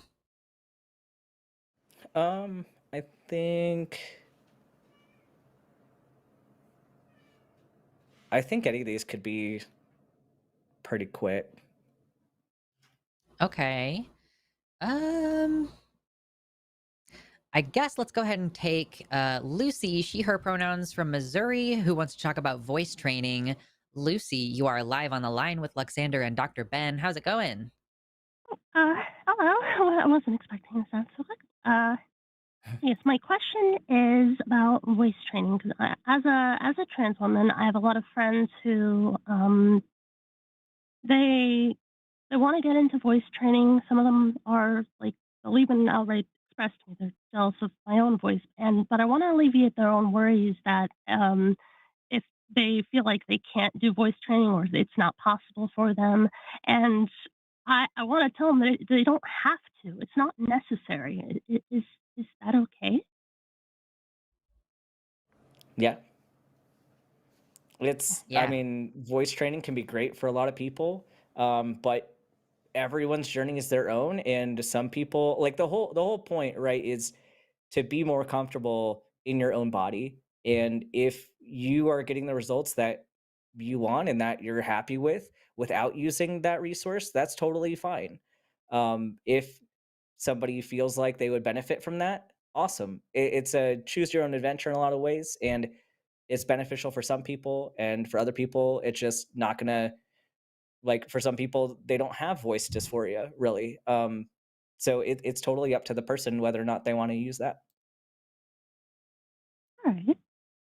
Um, it, it, uh, a a reason that I would even tell them to try to reinforce, especially if they seem like hesitant to even believe uh, those words when I tell them stuff like that, is a little weird. But basically, if you come across a bigot, and if they can't tell that you're trans by your voice, then they might accidentally get a little too you might get a little too close to them without them knowing, and then when they find out, things could get dangerous because they know a lot more about you. Whereas if they could just tell that you're trans right off the bat, then it means that you'll know they're a bigot right out the gate, and that way you can distance yourself from that person. Obviously, in an ideal world, we wouldn't have that kind of bigotry, but that would be like an example of something I would say to them to try to um, discourage them from beating themselves up about it. Is is that reasonable? I feel like it's a little off. I don't know. I mean, it's really hard to conclusively say, like, whether you would be more or less likely to have someone commit violence against you if you pass well enough. Partially because, like, I'm imagining like the inverse of that argument, which is like, oh, you have to do voice training because if they can tell that you're trans, then they'll lie to you and sleep with you and then kill you, like, and target you specifically for being trans, which is not an argument that I would make. It just is the very clear answer and same form of logic as what you were Okay. saying. So, yeah, I mean, I just think when we are talking about voice training, we should focus on like is this going to help you personally in some way? And that does sometimes mean, is this going to make it easier for you to interact with people? I know somebody who actually had vocal surgery because no amount of voice training was working for them. And they were like, they completely pass in every other way. And then their voice is like a violence problem potentially. So they had a surgery Oh, to fix it. So, yeah, for some people, it's absolutely a, a, a physical necessity for survival. For some people, it's like, I personally just really want to sound this way or that way or whatever. Um, and yeah, so focusing on that, just like whatever your personal goal is. And I think if you are trying to be a vocal trainer or a vocal coach, basically like finding your client's motivation is going to help you like help them the best. Like I had a meeting with a personal trainer one time who was like, so what's your reason for like coming to the gym? And we talked about it a little bit and he was like, no, but really dig into it. And I was like, well, fear, because the world is scary and I want to be able to handle myself. And he was like, you do not need a personal trainer because I think that he was like, "Yeah, I perceive you as self motivated by fear in a way that would like, you don't need me to keep you in here in the gym going." So yeah, if like anytime we're identifying the reasons for somebody wanting to voice train or trying to convince them, to do it or to not do it or whatever, I mean, is all just like helping that person find what's going to be best for them. All right. And thank you so much because like it is really cool and interesting to hear like this perspective. Especially with the one you gave about like the inverse argument. That's really eye opening actually, and I really appreciate that because sometimes I always worry if I can get in my own head and not look at something in another perspective. Mhm. I'm trying to think if there was anything else. Actually, I do have a question. I tried dialing on the phone earlier, but I kept getting a dial tone. Like it got hung up out of the queue, and then every time I tried to dial back, I just get a beeping noise. I'm guessing it's a connection issue on my end. It may have been that the lines were full for a second because we only keep so many lines open. And Call In Studio, we've just had a lot of issues with it, honestly, today. It's just like the audio issues have been a little bit silly today. Obviously, we like rely on multiple different services and programs to run the show. So it's just acted a little bit funny today. But I'm glad we were able to get you on anyhow. All right. And am I paid a like promote a resource for voice training? Sure, real quick, I'll let you get your last word in. All right. I often hang out on a VR chat. I like to hang out there with a specific, very open community called the Rainbow Library, who have their own voice training sessions that they host. They're completely free for anybody who's listening. You can go on there, figure out what's going on. They also have a Discord, and I highly recommend. I'm not part of the staff there, but it's been a wonderful resource for many people. And I guess before I go, I'll say, and remember to go to patreon.com/calltheline. thanks for having me on. Awesome. Thanks, Lucy. Have a great rest of your day. Wow, too. I instinctively muted the first portion of that because I was like, "Oh, here comes this is a slur. It's got to be a Here slur. comes the That voice N-word. change." Yeah. Yeah, no, no. No, it's our own ad. That was fun. That was fun. That's funny. Cool. All right. Well, I need to go change the setting that my air conditioner is on. So I'm just gonna dip for half a second Okay. really quick and then we'll take the next caller. We still have a couple of more minutes. The lines are open 720-619-2288 if you don't agree with us. Back to me. Oh, back to me. Back to Lux. Back to Now me. I'm just going back and forth because I did it too many times. I do see we have a spicy call coming in that I'm gearing up for. But Is there one? you're back. Well, there's one in the screening room right now. We'll see if they Ooh. Okay, we get through. will hang But out here for a second and wait yeah, to get that screened. I can show Make off sure we my get that favorite person Pokemon in. again if y'all want. You got your favorite My favorite Pokemon? It's my favorite Pokemon. It's a Labubu. It's a Labubu. Cute. It's my favorite Pokemon. I've No, it's heard one of that the that's like original a horrendous Pokemon. gambling thing. Oh yeah, it's horrible. And I will confess, this is not an authentic Labubu. It's one of the cheap off-brand ones because I'm not willing to fight people for a fucking toy. Like, I'm not part of that drama. I'm like, I just wanted to be a troll, so I have this one. That's pretty So, funny. The Labubu are real, all right, or at least the the off-brand caller's ones are through. real. The The caller's caller's through. through. Okay. Yes. Well, we are going to go. Sorry, there's two Michaels. We're talking to the one from New York. We're going to be talking to Michael, he, him from New York, who wants to talk about how it's an abomination to be trans. Michael, you are live on the line with Luxander and Dr. Ben. How's it going? Yeah, how's it going? How you guys doing today? Pretty okay. All It's a right. little warm in my office, but otherwise I'm doing all right. Okay. Well, from a Christian standpoint, my view is that basically what it comes down to is, as a Christian, we believe people are born with imperfection. It wasn't a world that God originally wanted it to be. So there are going to be flaws, and a child will be born with epilepsy or whatever they have. And as a Christian, we believe you fight through it. For instance, a real quick example. If you were born as a kleptomaniac with the desire to steal things, that doesn't mean that you or an alcoholic tendency. That doesn't mean you fulfill that. And just as a Christian, we say fight back against it because It's an Michael, imperfection. I So if you were already have an born, issue with something that you said.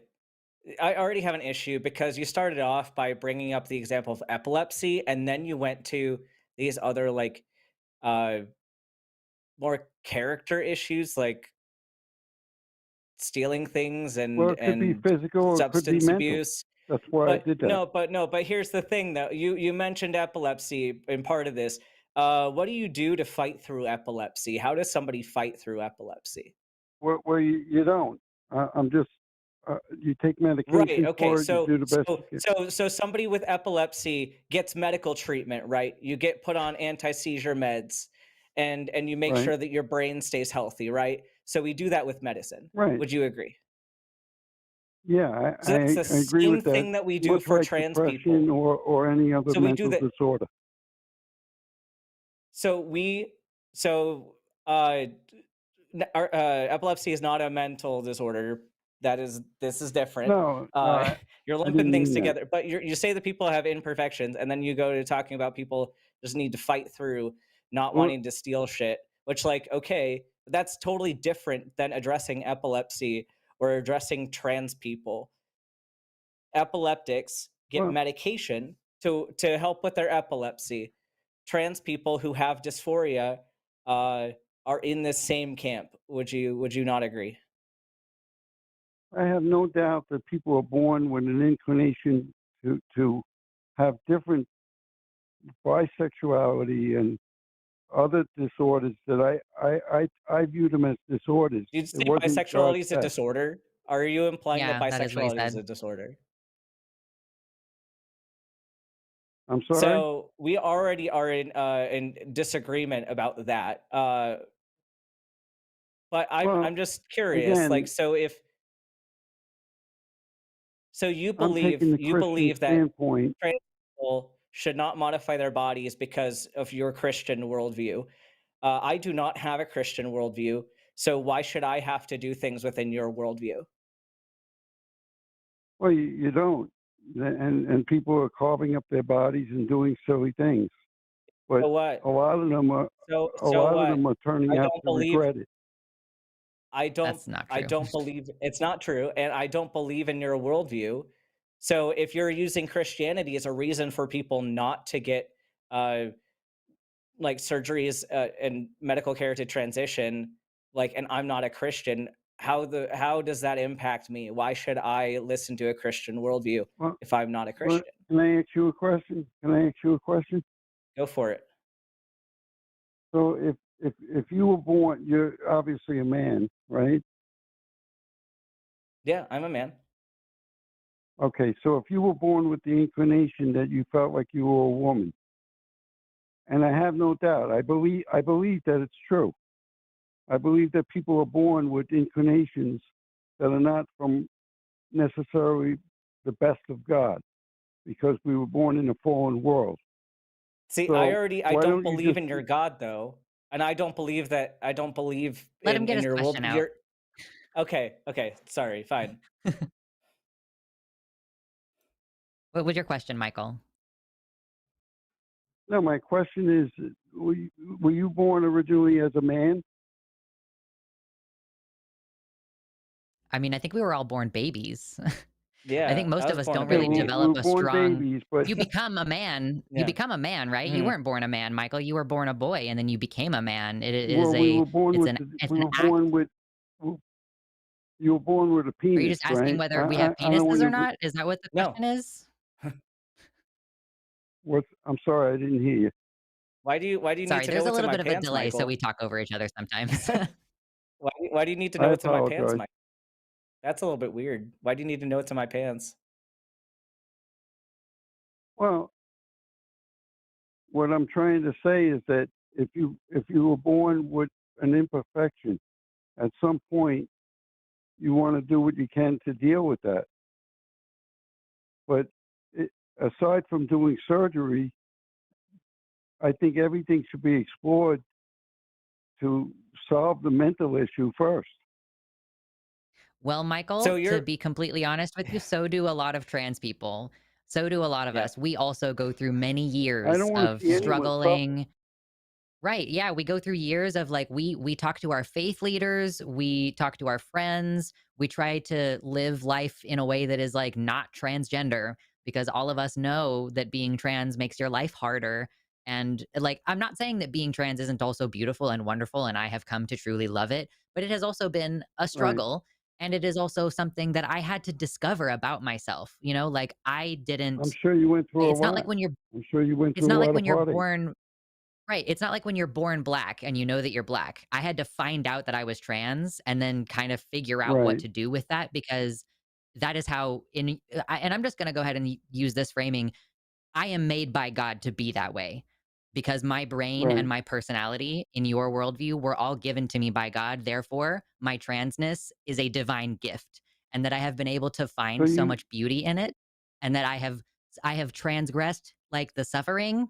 I've gone past the suffering and I'm on the other side and life is beautiful. And I feel like God gave us wheat to make bread and God gave us grapes to so make you wine. you do And believe in a therefore, my being creator. trans is not against God at all. It's my becoming. It's my So self-actualization as the way that I was so created. if I might ask you, you do believe in a creator then?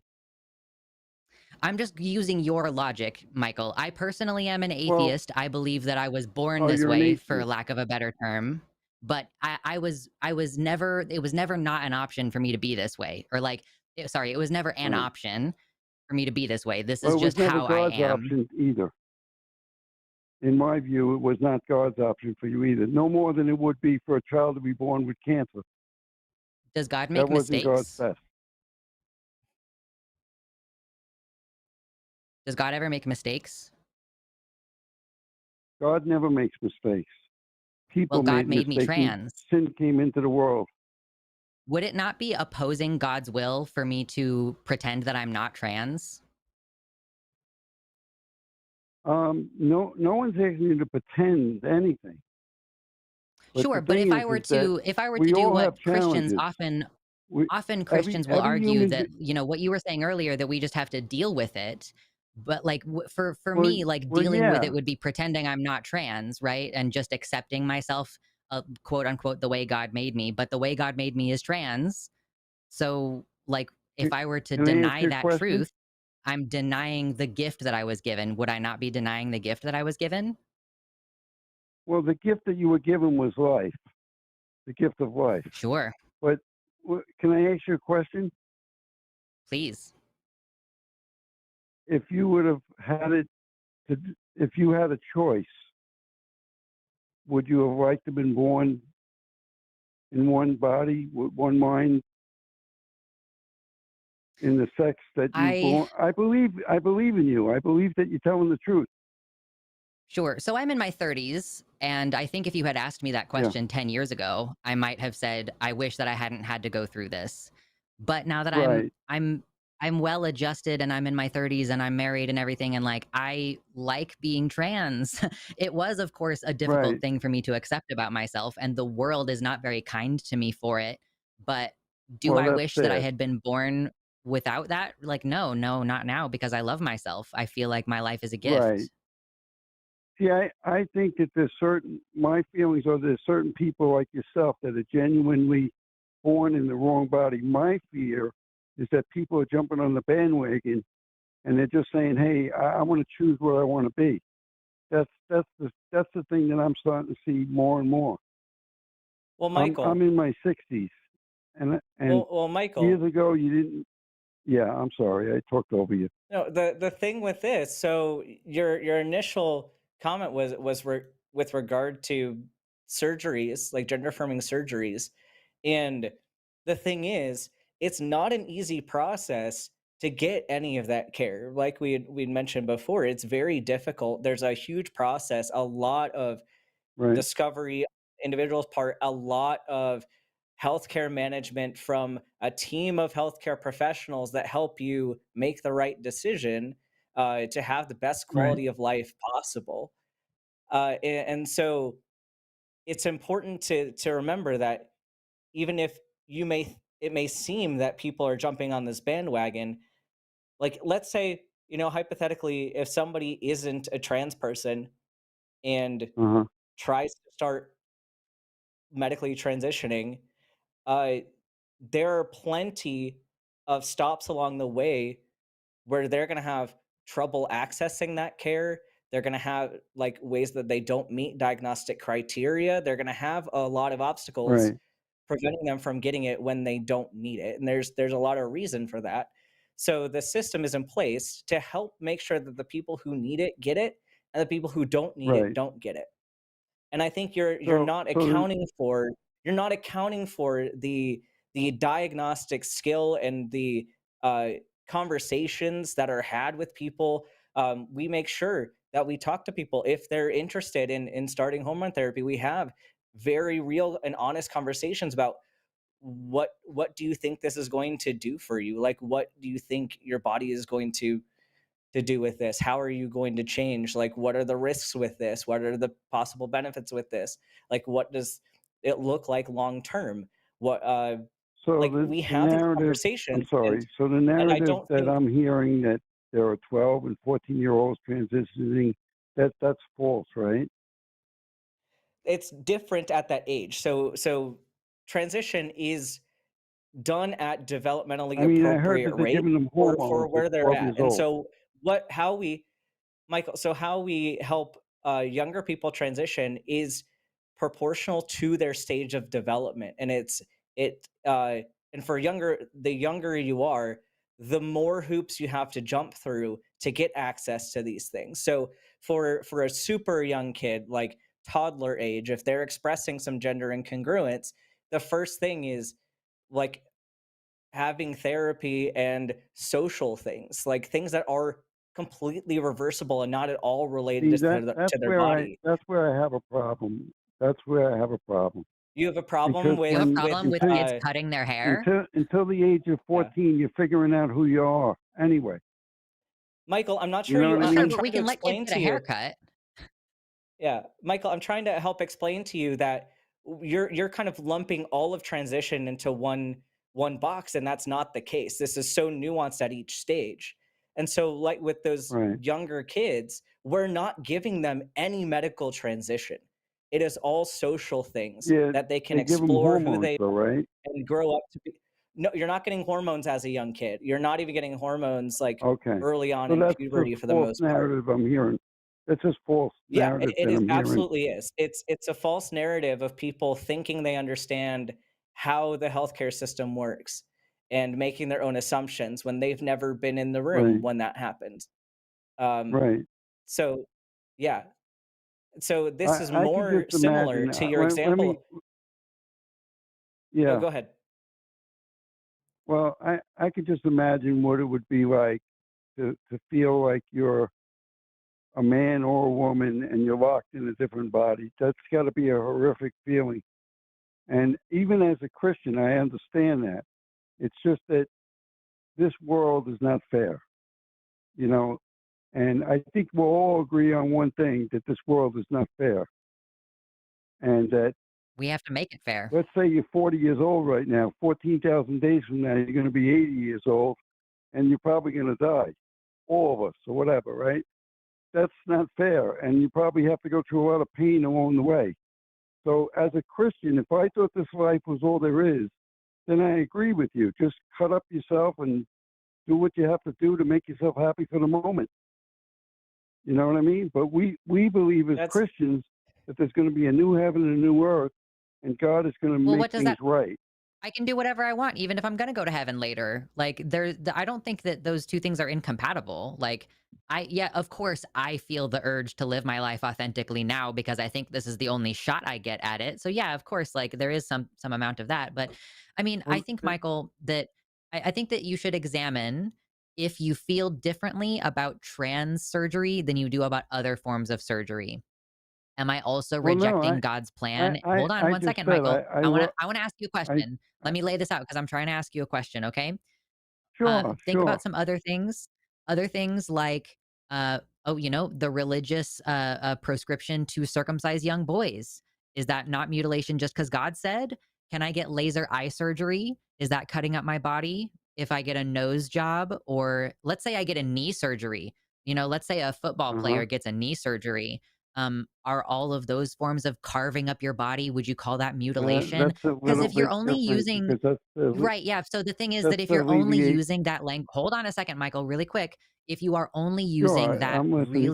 that really emotionally charged language, this really visceral, this violent sounding language, like you're carving up your body, you're mutilating yourself, Well, maybe I that shouldn't have said means that. that I apologize right, for that. yeah. So you can see how that kind of hits different. And it indicates that you think about it as like somehow different when the medical consensus, we've studied this for years. We've studied, okay, can we just give these people therapy and maybe they'll stop being trans? What if we put electric shock on them a little bit? You know, like we've tried all these different things. We've studied it. We've put people Right. on antidepressants. We've put people on antipsychotics. And it turns out that the way to fix the problem is just to give people the hormones that they want, right? So we've studied this medically, and therefore, trans medicine, including trans surgery, is just healthcare. And so if you don't think it's mutilation to get heart surgery, and to be clear, gender Well, affirming I surgery is think it's older a than heart surgery. We've been doing it for longer than heart surgery. So if you don't think heart surgery with is all mutilation, if you don't think a with nose all job is respect to you, mutilation, then it's not fair to call that to trans care. well, with all due respect to you, I think the problem that we would have with each other in this discussion is that you're coming from a different worldview. In my And worldview, that's this why, life is not all there is. Michael, So that's if why this at the life beginning was all of there the is, discussion, I would say that's why I I had would an agree with issue. you. Michael, that's why I had an issue at the beginning with you using your worldview as the reason why I can't do things with my own body. I already established I do not follow Christianity. So you're telling me that I should follow Right. things because you believe a certain way. I know. That's kind of You can do problematic. whatever Do you you, want. 'cause but you're trying to use I'm that just bringing logic out the to convince me that I'm doing something wrong with my body because you have a different worldview. Like, do you see that that's not a good No, way to engage I with the world? understand what you're saying. I definitely understand what you're saying, and and I feel empathy toward anybody born in a body that they don't feel right. But I feel just as much empathy as someone that's born with a disorder or any kind of a disease, whether it be mental, physically, or whatever. But I believe that you were born that way and you should live that way and live it out. Unless, Yeah, I Okay. mean, I guess like you the use the knee Christian belief that you operation as an should go example. without, That's to get you like, out I of think that pain. Christians have this tendency to think that suffering is like a virtue, and I think that on that count, you and I simply are never gonna agree. If you think that, like, Right. it's virtuous for a trans person to suffer instead of, like, Well, be you're trans, going to suffer anyway. You're going to well, suffer sure. anyway, even, But and if I'm I going to can suffer reduce anyway my if you live long suffering, enough. then shouldn't I? If I can reduce my total amount of suffering, I'm still gonna wake up with back pain. I'm in my 30s, you know, I still sometimes wake up and I can't turn my head to the left, right? Like suffering is a little bit inevitable, but I can try to reduce the suffering. And I honestly think that your worldview, your Christian worldview, charges us with a holy duty to make life better for people, actually. And so that's, I guess, a part where like I admire a lot of Christian doctrine that says like, you know, feed the hungry and let's try to take care of sick people and let's take care of old people and stuff like that. Like Right. actually the good things about your religion, like I think that you know, it is a moral imperative to try to help people. And so yeah, I guess I just don't think it's virtuous Like I that trans believe people shouldn't there's transition or something. probably along the way, there's probably been pastors and priests even that were born feeling much like you felt. And then they just realized to abstain from any kind of sexual activity and just be who they are, were born. And then God will set it straight in the new kingdom. That's And that's really sad. I think that's really Yeah. sad. well, we live in a world where gratification is now. We don't have patience to wait Michael, and is or it faith to believe. gratification? Is receiving healthcare just gratification? Is that what that No, is to you? So No, if a it's child healthcare is has cancer, should they just suffer through it and think that they're gonna have it better in no, the absolutely. afterlife? That's different. Or should we give them chemo? Should we give them the therapies that they need to live longer and to live without pain? Like, should we do those things for those kids with cancer? Absolutely, I agree with that. Then why I just shouldn't we don't use agree healthcare in to in reduce changing suffering your for body trans into people? something that you weren't born with. That's all. I Most of think those I kids maybe feel we weren't just born bad. with disagree on cancer whether you were either. born with it. Like I I still feel think bad like for anyone that I was was born. made trans, and that's not my fault. That was on God, literally on God. So No, I don't know. yeah, It doesn't say you anything in can't the blame Bible God about if you trans believe everything people. came from nothing. It also doesn't say anything in the Bible about hell. Like there are some things that the institution of Christianity has just invented, and one of Well, those things hell is was the idea that man-made. you have to be cisgender. Like that's not in Michael, your how holy man book. was made Michael, how man is made is not part of this conversation. Like, you were just going off to different subjects because you're not willing to engage with what we're actually talking with you right now.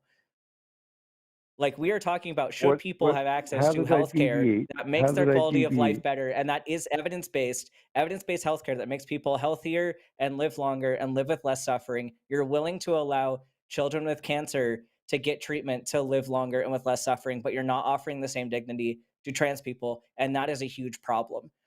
Why Well, we've been why fighting will you cancer for not grant hundreds that of to years. trans people?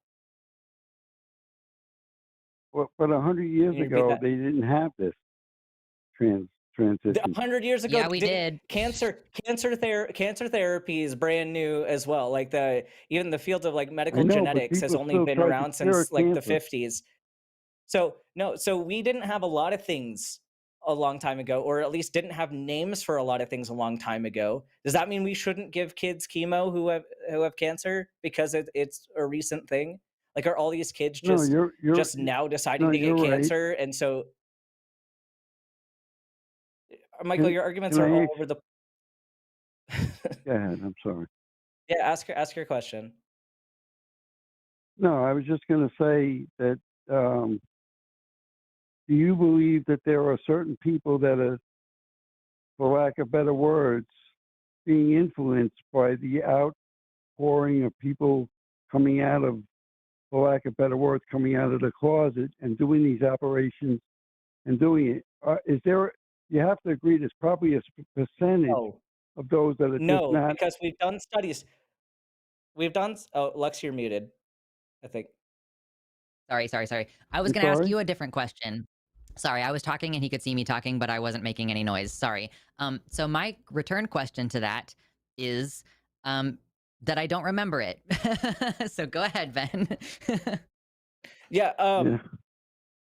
but where I was, oh man, I was thinking of Oh, do you think something okay, as do well. you think Yeah. okay, you were asking about influence. Are we influencing people to be trans?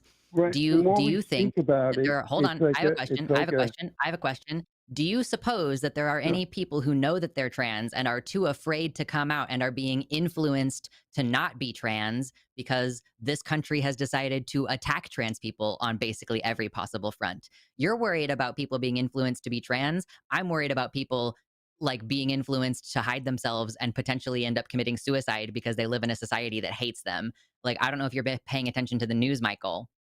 This is the world we Yeah, live I in. have.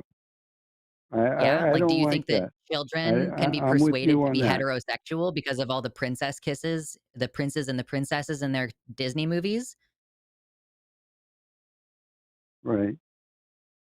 So No, we know I that agree with seeing you gay on people that. kiss doesn't And make them gay. Seeing trans people be trans doesn't make kids trans.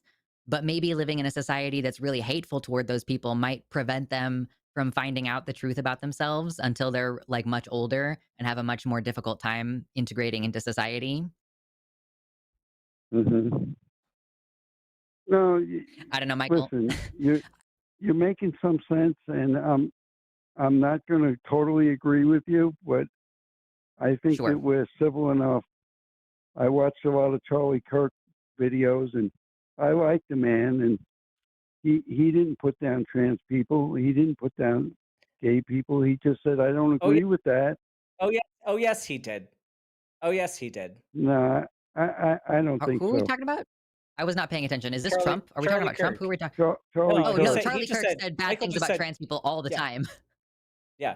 He didn't. He said get You to would the not front have of to. the mic, and if you and he said You would he not have would to look say, very "I hard don't to agree find. with you, but I still love you, and you can be part of the That's organization." not that is Turning not being point. That's kind to called a trans lie. people.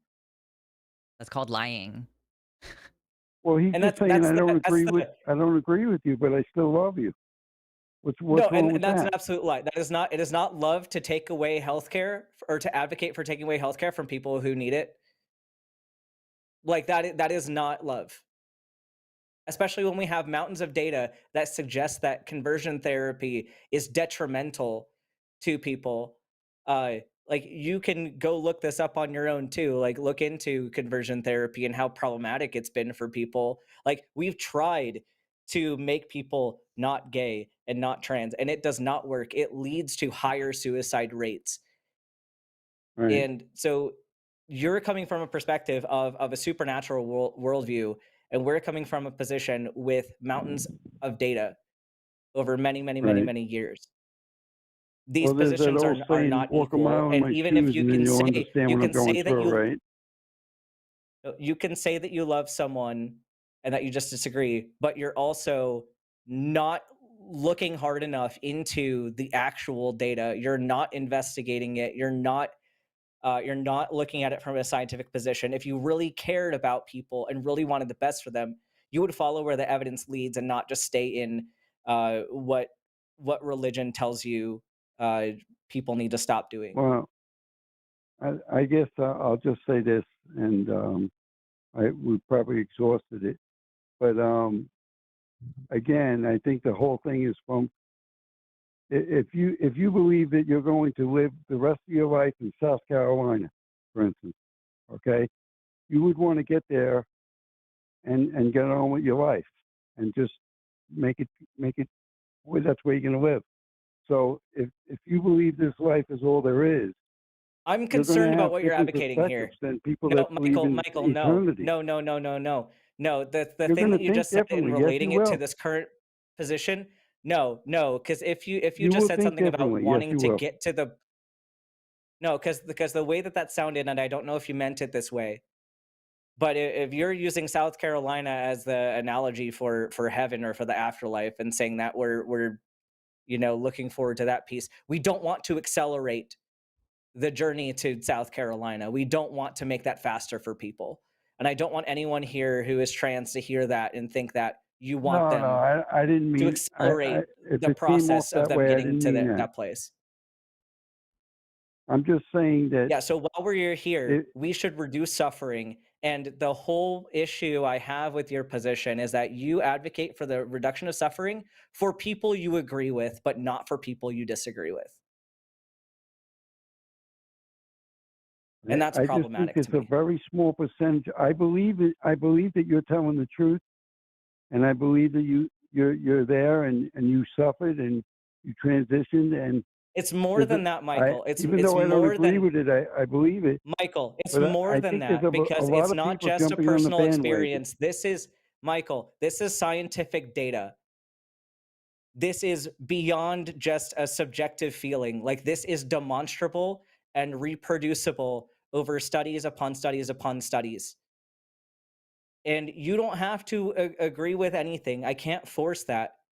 But you are advocating for people to not But if have you just go access back a short to 30 years life-saving ago, healthcare because if you are you uninformed and rewind because back, you choose to if you not go back follow a the short data. 30 years ago, you didn't hear about this 30 years ago. It Honey, you wasn't didn't it hear about it wasn't Going in because there. you didn't circles. have a Well, trans person in your family.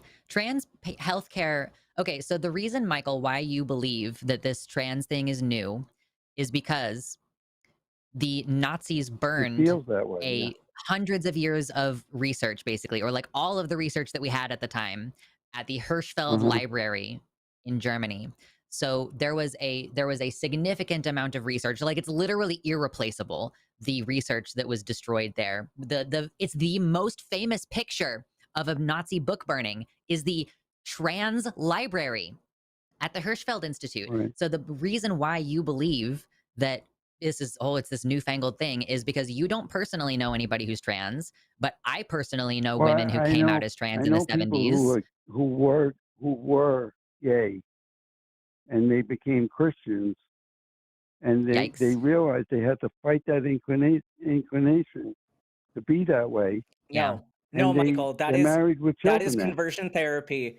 That is conversion therapy, and the response, the stories that people are saying about them becoming Christians and not being gay anymore, that is Yeah. them repressing who they are, You think and they're that is lying to traumatic. themselves? And that Yeah. it's not yeah, That it is is what they're lying to doing. themselves, but it's caused to them by people who are oppressing them, who have forced them to think that they do not deserve to be themselves, that they should pretend to be somebody else.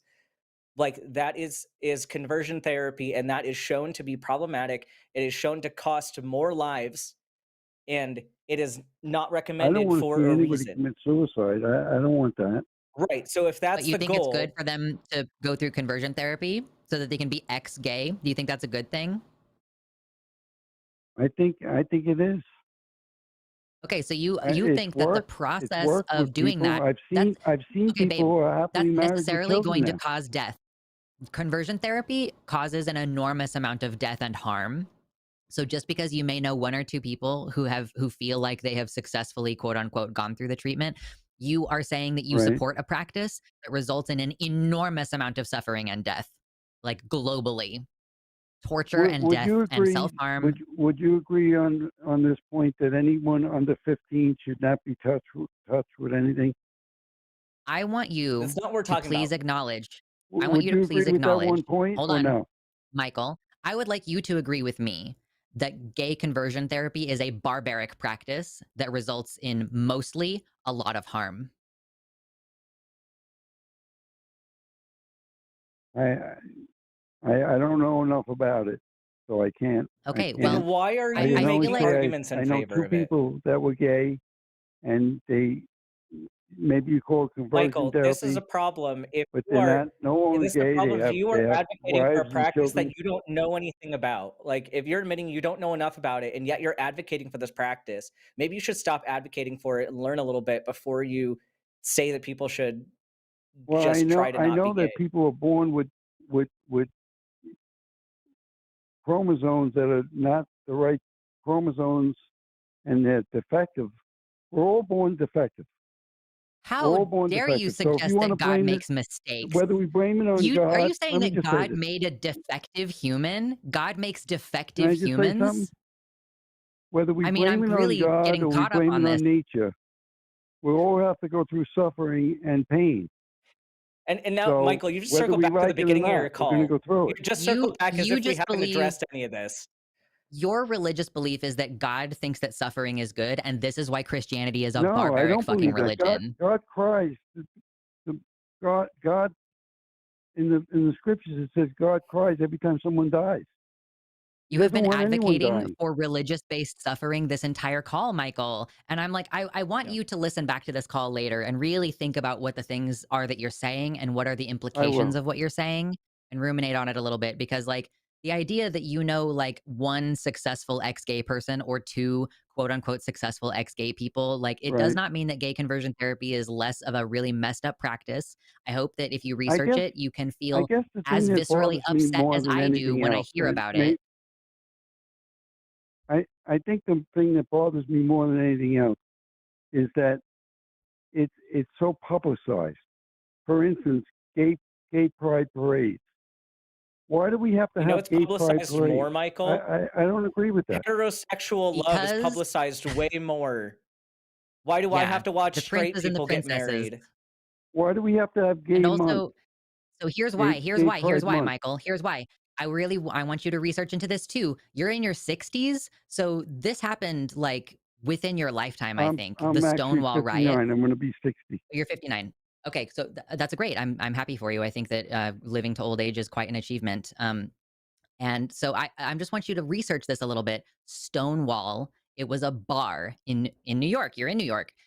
It was a bar in New Yeah, York, I and heard at of the time, Stonewall. yeah. So here's the thing: is at the time it was illegal to be gay, and cops would regularly go in and raid bars. They would assault people. They would sexually assault people. They would break up the bars and they would beat people up and kick them out. And Stonewall was one time where the gay people at the bar fought back and they said, hey, actually, fuck you. And that's why we have pride, because it was within your lifetime, Michael, illegal Right. to be gay, period. That's why we have We don't pride, even. because still in this world, people are trying to prevent gay people from living successful, happy lives. People are trying to prevent trans people from living successful, happy lives. And so we, But in do you response to notice that, that? are saying Do we you actually notice are that? proud of this thing. This thing that you want us to be ashamed of, actually, we're proud of it. And that's why we have pride. We don't have to be proud of what we do in our bedroom, whether you be heterosexual, That's not bisexual, it. or That's not it. You're not or, okay. I or really, really, conversion. really Why do want we? you Why do to, we have I to want talk? you, Let me ask you a I question. really want you to Why do hone we in have to on this talk so issue, much about Michael. what goes on in the bedroom? It's about my husband I wouldn't even. and my To be honest relationship with with you, him. I It's not look. about, I hold on, turned on the Michael. TV Can you set. give me a second? Michael, Can I I tell you love something? you, I turned on the my TV set. brother I in said, "What a Christ. beautiful woman." Because the thing is, I thought we're you were a not woman. proud. Hold on. I have a husband. Okay. I'm going to Yeah. So I maybe have said, to "What a mute you if you beautiful can't give me a woman" when I second here. turned on the show. Hold on. Hold on. Please give me a second here. We are not Sure. saying let's have pride in what we do in the bedroom. It's about being punished for being in a relationship at all. Like you want, like But I holding would never hands, know. like That's the having a problem. picture. I Oh, no, would no, no. never Listen, listen, know. listen. It's stuff, Michael. It's stuff like, is I the didn't teacher know. allowed to have Michael, can you give me a second here? Oh my God. It would be much easier to have a Absolutely. I'm conversation if you sorry. would give me a I'm moment. sorry. I So apologize. can a teacher, something like this, an example, can a teacher have a picture of their spouse on their desk if they're a same-sex couple? That's it. That's what we're talking about. Like the Sure. fact that that's not allowed in a lot of places, that's why we have to have pride. We're not talking about what we do in the bedroom. We're talking about our lovely families and our homes and like the simple fact of being able to live unmolested, where this society is actively hostile to us. So, Michael, I am so glad that you have taken so much time with us today. And I really, really hope I you call again appreciate in the it. What, future. can I This has share? been a Can I wonderful share my last conversation. name with you so I will let people you get might your want to last word. listen to Yes. my music? Oh, sure. Yeah. Yeah. My name Yes. is Go Michael for it. Rainwood. I'm a professional musician. All right. That's wonderful. Maybe we So they could can just Google have They something in can common Google about Michael music. Rainwood, and they'll hear some of my music. And it's not all Christian. There's All right, probably bud. 50 Well, thank you very songs much for online. calling. Okay. I appreciate you, and I hope that we get to talk to you again And in I the love future. I All love right. you guys. Awesome. Thank you so much. Yeah. Thanks Have for a good calling. rest of your day. God bless you. Have a good weekend. All right. Bye-bye. We do have one caller All right. waiting. I'm just going to take a breath. Yeah. Yeah. That was a lot. Yeah, I do. I liked it because we don't normally get a lot of like religious based callers. So Mhm. often we end up in these like biological medicine kind of conversations, which is perfect to have you on for those. But yeah, now that I'm actually, you know what? I don't actually think about religion that much, and then I'm like, oh yeah, religion is the main. That's like the main thing that we do on the line. So now I'm Yeah. getting exposed to the religious arguments again, and it's like refreshing my 15-year-old memory. It's fun. Yeah. Okay, so don't forget to hit the like button. We are going to do super chats after this last call. So get your $5 or more super chats in. We will read them. And also, we will take your votes for hashtag Team Lux or hashtag Team Ben. The loser has to defend a silly position. The poll is not still open, is it? I don't actually know. I can't see it. No, No. YouTube's just being weird. It's up there. Okay. But the Vampire thing that was Rules is winning still before was winning. vampires. Yep. Yeah. Still winning by So quite a lot. Cool. trans goes by vampire rules is the position that the loser will have to defend. And once again, don't forget we have LineCon this weekend. If you want to check out the Patreon to see how to get into that, Arden is going to be giving a talk this weekend. So it's basically like, think of it as like a $15 ticket to get into an event. So $15 a month will get you there on Patreon. Let's go ahead and take our last caller for today. We have a return caller. 7, she, her from Oregon wants to update us on escaping the South. 7, you are live on the line with Luxander and Ben. How's it going? Pretty good. How are you? Amazing. All right. Yeah. Good. Awesome. Yes, I called, I think last in March. I think I talked to both of you. Escaping Georgia with my son. we got here, we're safe for the most part. I still haven't found work. Still looking for support groups, still looking for, I'm such an oddball that it's just hard to find the specific places for support that I need. But the biggest reason I wanted to call was my son. And this is a pretty sticky topic. I am a trans woman who has a trans son, and that's something I don't like advertise, obviously, but it is something that like comes up occasionally, and I have gotten some of the worst looks ever. I've had some people leave me over it, had some family members and stuff like that leave as well, but I don't know really what to do about it. I don't know how to address it. I don't know how to talk about it. I don't know how to seek help for him. He doesn't have a therapist. We can't afford it. That kind of stuff. Well, I mean, you're in Oregon, so I know that you should be able to have access to OHP, and that there are plenty of resources to help people get signed up. And like obviously enrollment period is about to start for ACA, but basically like you just go in and you tell the website what your general range is for income, and if you're not employed, then you just should be automatically available for OHIP. And I think OHIP in Oregon it's basically like Medicare. Um, uh, or Medicaid rather. It's Medicaid in Oregon. So yeah, you should have access to probably more services than you would have on most other forms of Medicaid, just because it is in a progressive state. I mean, that would just be the first thing that I would do. I also think that it's good to just like start meeting more trans and queer people. I have been doing this with Instagram. That's how I find out about events. I like recently followed like the Salem Pride account because they shout out all kinds of events in the Willamette Valley area. I don't know where in Oregon you are, but yeah, I would say start trying to meet people locally and have them It's point the you to more Willamette. specific resources. Yes, I love the Willamette Valley. It's great here. Shout out to everybody who's fleeing to Oregon. Yeah. I've gone through a lot of those channels. I've tried to get out. A big part of it is my age. A big part of it is that I have a kid. I haven't really found, even when I find trans individuals who have children, either they don't live with them, so they don't have that same experience and responsibilities as I do, um, or they just live with them but don't have the same kind of requirements that I do as far as having a trans kid in particular. And even some of them think that like, oh, good, it's, you're so brave and things like that. But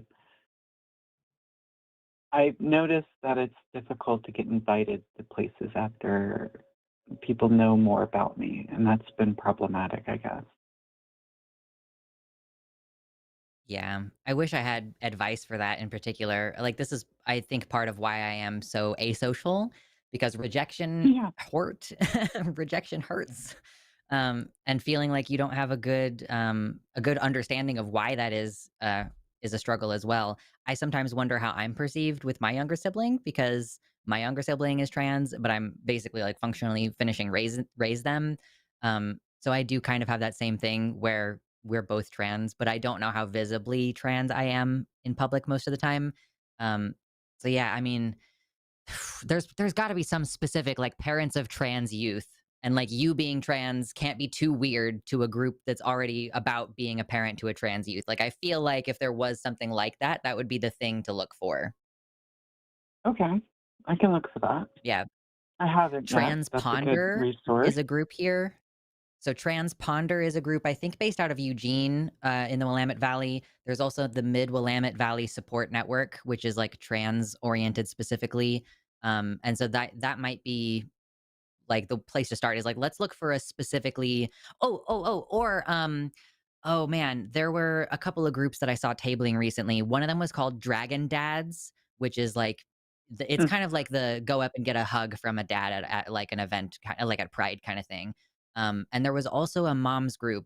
I can't remember what the name of the moms group was, but that might be something to look into. Like Dragon Dads could be a way in, just because it's easy to remember the name of it. And I'm sure they probably have like a website to check out and just kind of start Okay. from one place and work to the next kind of thing. Yeah, he's 13. He's pretty antisocial. Yeah, I don't know how common that is for a 13-year-old. More super. importantly, I don't know how common that would be with his specific situations and scenarios.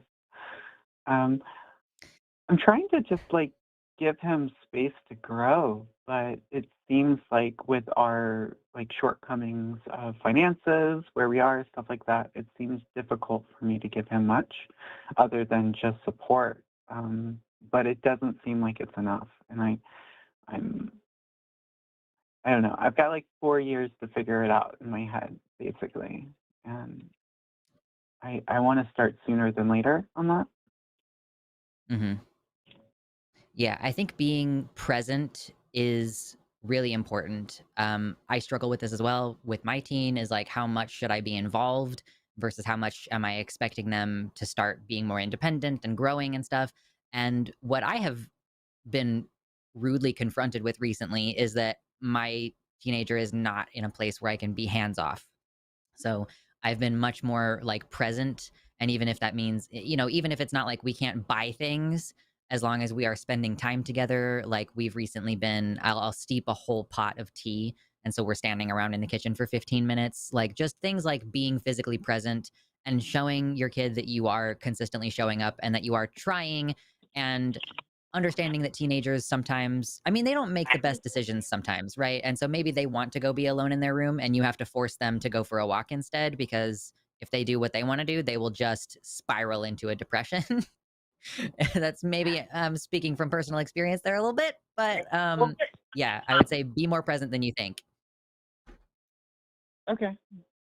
Okay, more present. Because right now I've been giving him like ample space, but he's wanted to be be alone a lot.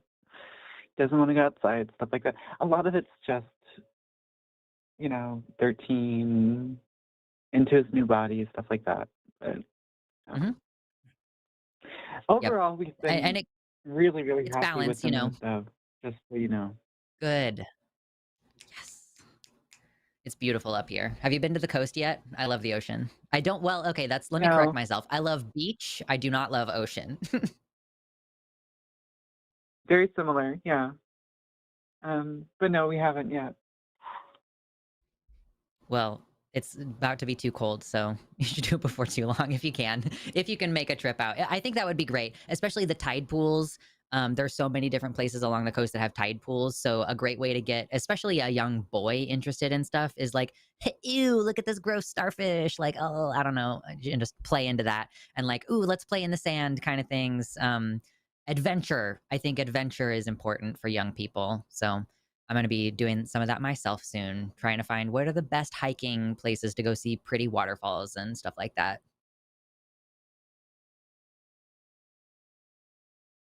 Yeah, we went to a few waterfalls this summer, so we'll go to a few more. But Yes. tight budget. We're still looking for work.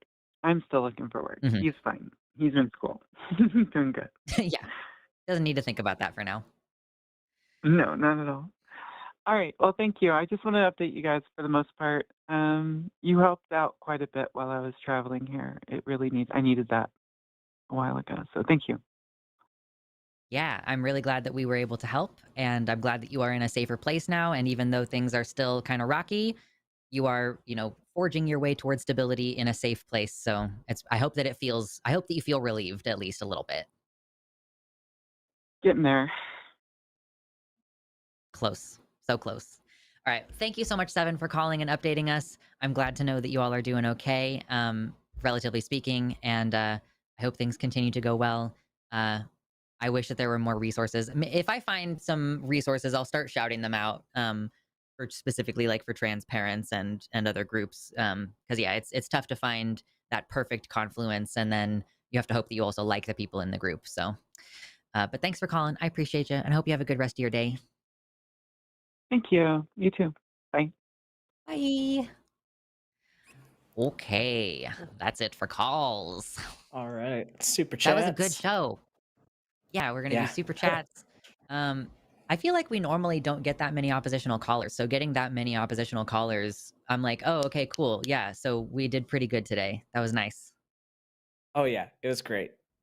Timing you is wanna pretty start us off? perfect too. Oh, We is can't it? linger too Yeah. long on these supers, but the amount of Sure. supers we have plus how many usually come in, as long as we're just bouncing from them, we should be right on time to get you out, Lux, by like 10 of or so. Cool. Yes, because I am going to be on Calling It Now with Jimmy next at 5 p.m. Central Time. So we're gonna get through these super chats, and then I'm not gonna get a break.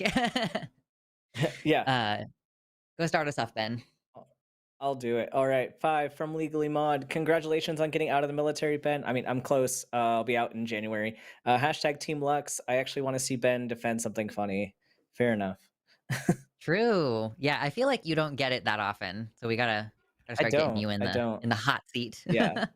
Thank you for $5 from Moonquaker, who said, "Lux, I love the triple goddess moon phase hanging on your wall next to your calendar. Thank you." Yes, I got it from Jeffrey Bezos. $10 from the Bastille, the actual Bastille itself, giving us a super chat. Objection: the poll in chat was written like an amendment brought by a conservative action group. Uh, hopefully, you watched that part of the show and know why we phrased it that way. But We yeah, only have so it many was. characters in the poll chat as well. So sorry, we do our best. I think it was phrased actually perfectly, but this was really funny, and I was really excited for you guys to read this one. Every time I go to the Yes. ballot box, that's how I feel. I'm like, do you not support removing the not money from the school, but not? Yeah. True. $10 from Kira Noltensmeyer, who says, "As a 45-year-old trans woman with a very supportive cis woman partner, I have never missed an episode. Hashtag Team Ben, hashtag Team Lux, null vote, and hashtag Team Arden. Love you all. Also, switching hormone providers sucks, I bet." $5 from Guzman Jones. Hashtag Team Lux. Hey Lux, have you been watching Clint's Rep Room? Clint's work that he began with Snapping Turtles, the best of all dragons. And at Dr. Ben, hello. Thank you for the hello. I guess Lux gets the vote for that. I get the vote, yeah. No, I haven't been watching. I don't actually watch a lot of reptile content. That might be more of like an Arden thing. That's Clint's cool rep though. room is great. Snapping turtles are terrifying. Well, I'm from Kansas. I know people who've gone noodling.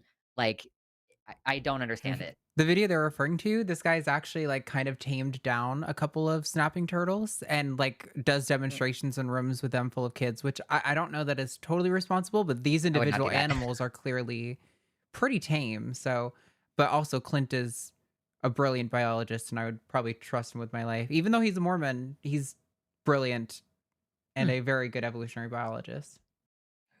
Cool. This one's you. Is it me? Oh my God, my voice is so sore. $20 from Charlotte. Here to listen, here to support the show. I'll be honest, guys. As a trans person, I've been staying out of even my town's spotlight, let alone any online presence. Shit's scary. I'm happy to support people braver than me. Yeah, it's rough. Just gonna keep doing it. $5 from Charlotte. Hashtag Team Ben. Love the background. Ready for Halloween this year? Yes. My baby said he's going to be a delivery guy. That's awesome. Yeah, I love Halloween. That's how I'm escaping. My escapism is Halloween, and I'm embracing it. Yeah, I'm like, should I even wait until October to put up my Halloween decorations? Should I? No. Maybe not. No. Do that this weekend. Thank you for the $10 from BeastRing88, who says, "My 11-year-old is exploring their gender identity when in my home, but still hasn't told dad, my ex, how they feel. What can I do to better support them on their discovery journey and help them tell their dad?" Oh my God. I mean, yeah, find a trans parents group who can give you more real world advice for your specific situation, because the answer is a lot of different things could be correct.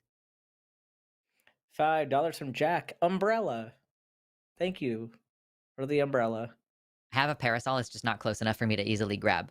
$5 from Mira G says, "I'm here before the end of the show. Yay! Love y'all so much. Hashtag Team Beetlejuice background and hashtag Team Dr. Ben." Nice. Thank you so much for the vote. Tying it up. $5 from Mira G. Vampire Michael B. Jordan is hot as fuck. Hashtag Team Dr. Ben. I want to watch Sinners so bad. I just haven't made time for it. $10 from Idiot Iconoclast says, "I've never heard the term gender incongruent to describe self-labeled cis people dressing and behaving without unnecessary preference for gender performance / conformity. Thanks, Dr. Ben." Cool. I could have gotten a vote in that, but thanks for Thanks for the compliment without the vote. Not this I guess time. it's fine. $10 from Sentient Tree. Which fictional world would y'all want to be isekai'd into? Isekai'd Isekai. into? Yeah. I was like, I don't know Hashtag all team these void. anime terms. That's fine. Isekai is like when it's like the main character has some special power that other characters don't have access to. Usually, like so Oh, Sword Art gotcha. Online is like a form of isekai, and like my husband's been watching another one this week. Um which world would y'all want to be isekai'd into? I mean, nobody knows it, but The Inheritance Cycle by Christopher Paolini probably. You're gonna answer that question? Because I gotta go find my I have cat to now. answer it. I'm gonna Okay. go find a cat. Percy Jackson and the Olympians. I know, like, it's such a kid series, but I love it. So many positive memories. I'll just keep reading while we're waiting for Lex. 5 Canadian from Quantos Nachos. Hashtag team I refuse to vote because I love you both. Have you ever noticed that when your legs hurt, walking is less fun? My legs hurt, and that's what am I getting Oh, here? sorry, I Uh, got okay, you did oh, finish it. I you're went too good. early. Yeah, My fingers slipped. no, you're good. Uh, Lex, your turn. My turn. Thank you for the 5 from Jessica Doodoo McButtface says, getting my vote in before the violent extremist cult leader Arden goes all capitalist and raises the super chat limit. Hashtag love you soon. Hashtag Arden sucks. Hashtag Team Kitty. Yes. Oh, poor boy. So sad. He was dead ass asleep. Aw. Oh, baby. $5 from Mira G. Silly voice. Chat's a bunch. I'm not gonna do a silly voice. Chat's a bunch of cuties. Chat's a bunch of cuties. Hee hee. Get appreciated within your tolerance and consent. Hashtag Team Dr. Ben. My silly voice was monotone Mm-hmm. because I made the mistake of taking my ADHD meds today, and now I'm a zombie. Oh, no. Thank you for the 5 units from Mystic Minds Analysis Tavern. Transphobes acknowledging the difference between descriptive and prescriptive challenge impossible. True. Okay, I'll put you down. You've been such a sweet boy. $5 from June Bramley. Luxander is fantastic. Hashtag Team Ben. We're back on that thing again. It happens that way sometimes too. Yeah. Thank you for $5 from Joshua Everett, who says, just sending in some TACIS love. Hashtag Team Dr. Ben. Appreciate you. Thank you. They all just want you to talk. It's true. $10 from $10 Godless from Godless Engineer. Engineer. Oh, I didn't I think it remember was who me. that one was. $10 from Godless Engineer. Tylenol compelled me to hyper focus on work today, so I missed most of this episode. Hashtag Team Ben. Hashtag Team Lux. Can't choose. GE, you cannot be a fence sitter. You're not allowed to. But thanks for your super chat. I didn't realize, like, I didn't know how common it was for us to watch each other's shows, because I don't usually. I have started watching Calling It Mhm. Now for some reason, and like obviously I'm now present for producing several other shows, but I guess it's nice. Like, I guess we put on a good show that our It's fun. coworkers will Yeah. voluntarily hang out here, even though they're not being paid to Yeah. be here. Yeah. Thank you for $5 from Charlotte, who says Luxander said, "Do it." So here's more super duper his heart. Thank you. Appreciate you. $5 from Joshy C19. Hashtag Team Lux for that Dr. Horrible sing along blog reference at the beginning of the stream. And if it wasn't or was unintentional, I don't care. LOL. Yeah. Thanks for catching that. There you I was like not really planning it, but it just happened and I was happy with it. Thank you for $5 from June Bramley, who says, I got my first blow high today. Hashtag Team Ben. Nice. Thank He you is for the fun. vote. Also, speaking of sharks, Jaws turned 50 this year too, so go watch some Did you Jaws. say it Yeah, Jaws on and Rocky screen Horror. or was it before? Because yeah, Rocky Horror also hit That was 50 before. years. Uh-huh. Yeah, and Casper is 30. Oh So man. Classic. Classic. $10 from Legally Mod. I was told not to use a men's public restroom for the first time on Tuesday. I didn't think I passed even with my FFS 3 months ago. Never mind that the ladies' room was not in a convenient place. Hashtag Team L. I'm guessing Team Lux and not Team Loser. But no, but congrats on the bathroom. Very cool.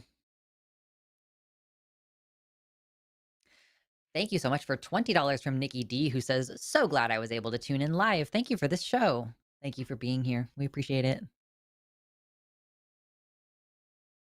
I feel like sometimes we rush a little bit and then we end up with too much Yeah. gap time between this show and calling it now. So I'm trying to. I don't actually. I can't see the list, so I don't know how many there are. Yeah, we've got I can about see the list. No. 10. Wait, can you? Well, Oh, I can click fan funding on YouTube right, right, chat. right, right, right.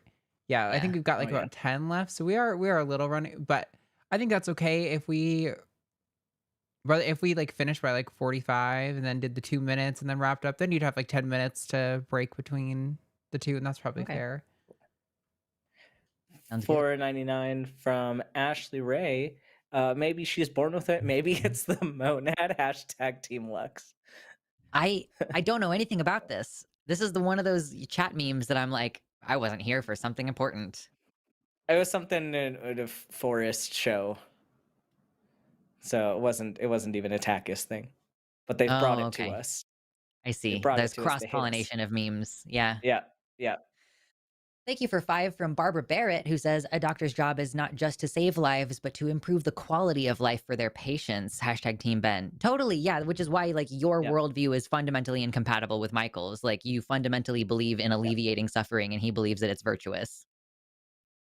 Yeah. Only for people he disagrees with, though, Mhm. because he agreed to get help with epilepsy, but not trans people.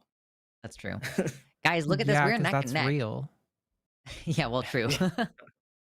Y'all better get these super chats in. I want a decisive victory for somebody. It's always like this. It's always so close to being a tie the Yeah. whole time. $5 from $5. Joshua Oh, go ahead. Everett.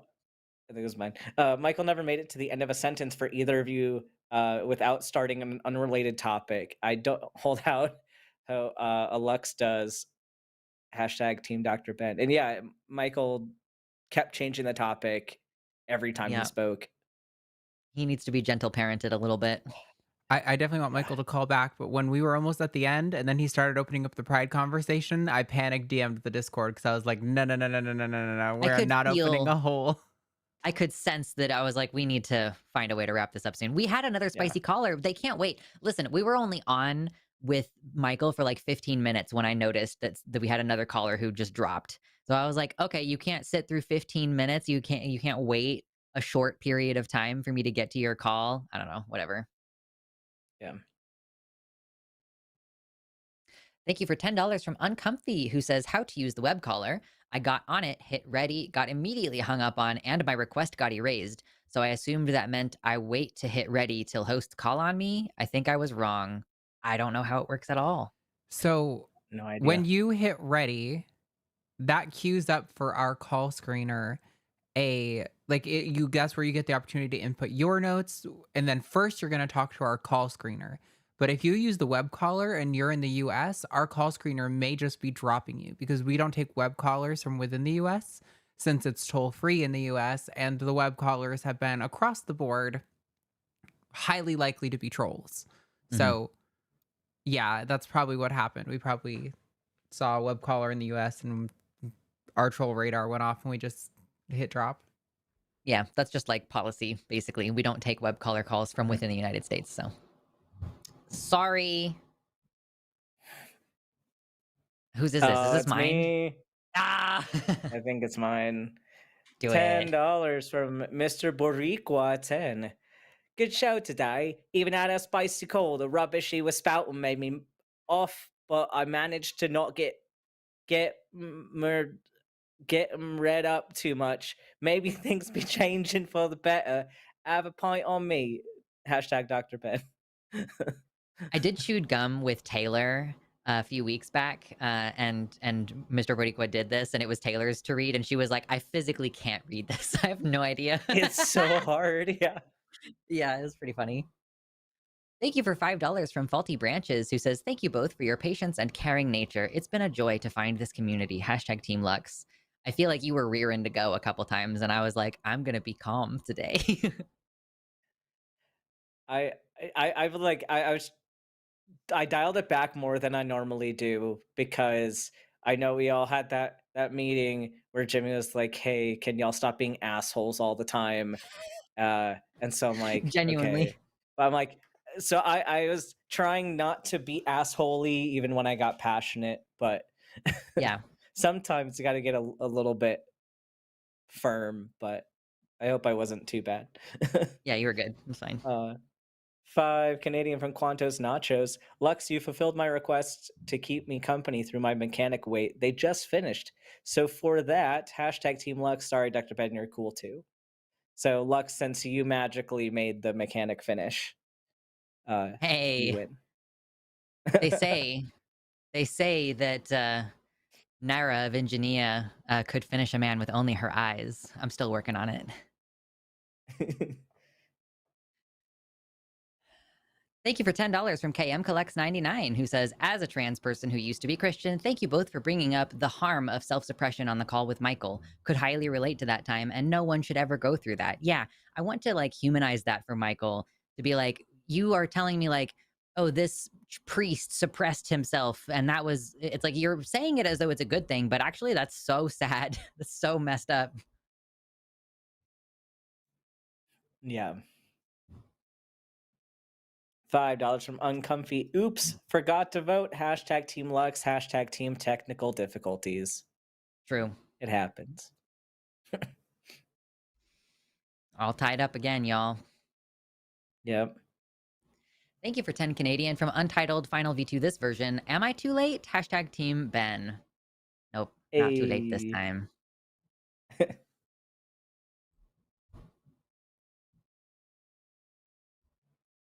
10 Canadian getting from Untitled Final V2 this version. Hashtag Team Ben. Thank you for another vote. Cry. I just thought of a good reason for me to start wearing foundation, which is that it will be a lot less obvious when I turn into a tomato. I don't at all want to wear foundation, but I just was like, man, my face is so red. You know what would solve that problem? Is this a new one or is this the same one? Oh, We're just going to do they're this. still coming in. Thanks for another Canadian 10 from Untitled Final V2 this version. Hashtag Team Ben 10. Oh yeah, the last time this person did this, like Arden and I literally stopped saying this person's name because they kept spamming. Yeah, just saying I this appreciate fucking it. guy. This fucking person. guy. This person. How dare this generous individual? 5 Canadian from Quantos Nachos. Okay, last one because I just spent $1,400 on my stupid car. But hashtag Team Dr. Ben because I'm too nice to not split my own vote. I mean, nice. We appreciate it. That sounds like a lot of money. I appreciate you're using your last of your savings on us. But Yep. I guess that's the way to get around the fence sitting is by sending in more than one super chat. So that is a hack. Sorry, I just saw June Bramley asked if someone got skipped, but I'm pretty sure we read both of hers today. This one I have has already been up on screen. And we made a joke about how they were doing the thing. Yet? Huh? Is there one that we haven't yet gotten to? No. And then we did this one. Yeah. Yeah, we got both of yours, June. I read that one. Yeah, and I read the other one. We did the Quantos Nachos one, so there we go. This one. $10 from Mr. Burikwa. Luxander Isekai, or hashtag Luxander, that's a vote. Isekai does also entail the sometimes older main character being transmigrated into another world, usually into another body with those powers and a larger wealth of knowledge from reading this type. Yeah. So I'm really picky is what I'm finding out. I recently was like, do I even like anime? Like my partner showed me Dan to Dan and I was like, kind of hate this actually. And then I gave it a little bit more time and was like, fine, this is fine. I guess it's fine. And then I was like, man, maybe I don't like anime. And then I started watching Attack on Titan and I was like, yeah, no, I like anime. It's just that it's very specific anime.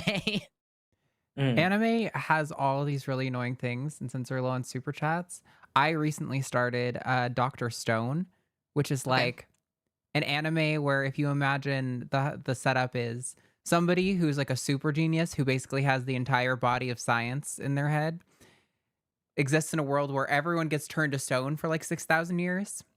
And then he gets freed and kind of discovers how to free other people from the stone trap thing, the petrification, and tries to like rebuild civilization. And I actually love it because it's all about like appreciating science and using science to advance human flourishing and doing the right thing through science and how cool scientific discoveries are. So I don't know. That's really cool. It's It's goofy. been It's clearly recommended made to for me before. teenagers, but I've been enjoying it. hmm I think I just realized that Full Metal Alchemist Brotherhood and Attack on Titan are like this much overlap on the genre of like Venn diagramness. I'm like, those are the two anime that I like. Yeah, it's like emo, gritty kind of stuff. Gory, yeah. It has like some kind of mystery that you have to unpack, kind of thing. It is so hard to like not sit there and watch Attack on Titan for hours because of all the cliffhangers and stuff. Have you watched Death Note? You must have watched Death Note. No, I was a hipster. Don't want to watch it, and it's too popular for me when I was a teenager. I think you would like Death Note. If that's the kind of anime you like, you would almost certainly like Death Note. Okay, I'll take that under advisement. This person, hashtag Team Ben for a decisive victory. I saw the most recent super chat that this person sent, and it's hilarious. I laughed Yeah. already. You punk Weirdly, A word, the B other one they words. sent isn't coming up. Where they put this Hmm. fucking person. It's not in my Yeah. list. I don't know why. Does it not This show up fucking because of the person. cussing? Yeah, it's weirdly just It's like not showing censored, up at all in the but list, but I definitely see that they sent it on the regular YouTube chat. Hmm. yeah, and there's a vote for me in there, so I still want the vote. Yeah, you get the vote. The super chat's definitely there. But I don't know, it's weirdly just not showing up. Everything else is working normal. It seems like it's regularly updating, but for some reason it's just not recognizing that chat came in. My Actually, the cat is last one licking I'm seeing himself, was but from he's like, and I'm like, what are you doing down there? well, that's the last super chat anyway. Oh, no, we got another one from Verna. Let's see if the one from Verna's coming in, because something's broken. No, it stopped like 5 minutes ago You or something. broke it. That's You so broke it. weird. Hmm. Strange. Oh. VMix Social did this cute little thing that it likes to do where sometimes it just logs me out of the account where I can't get I need Jimmy to log in because we obviously take after our the hackening, we take excessive cares with all of our account safety. So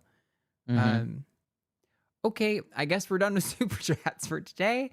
Luckily, there was only one more and there wasn't a vote. It's from Verna Smith, who says anime is okay, light novels are way better. I love a good graphic novel. All right. So Right. Ben So won. sad. I'm The- going to cry. Topic is trans by vampire rules, I guess. Cool. Trans by vampire rules. And host left is the loser. Q. QQ. Well, host right is the GG winner. Just GG versus QQ. GG versus QQ. Honestly, it'd probably be faster if I did that instead of what I actually do. All right, are we ready? Let's As ready as I cue it can up. be. Charging that clock in 3, 2, 1, go. Trans by vampire rules. I mean, goodness gracious. I could have an entire novel probably about this. Okay, so we hate going out in the sun. We don't like going outside. Many of us are averse to mirrors. And the great thing too is that if you're going trans by vampire rules, like there is so much to choose from with vampire rules. Like, bitch, you know we sparkle. You already know. See, I got the shimmer. You can see it.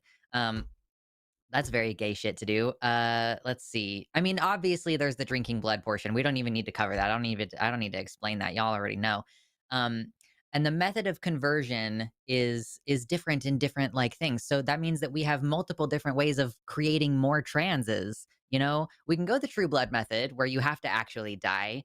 I mean, it's kind of cool actually in that method because you do actually die, but then being turned into a trans can save you. So see, that's how we save lives. That's why it's life-saving, gender-affirming care.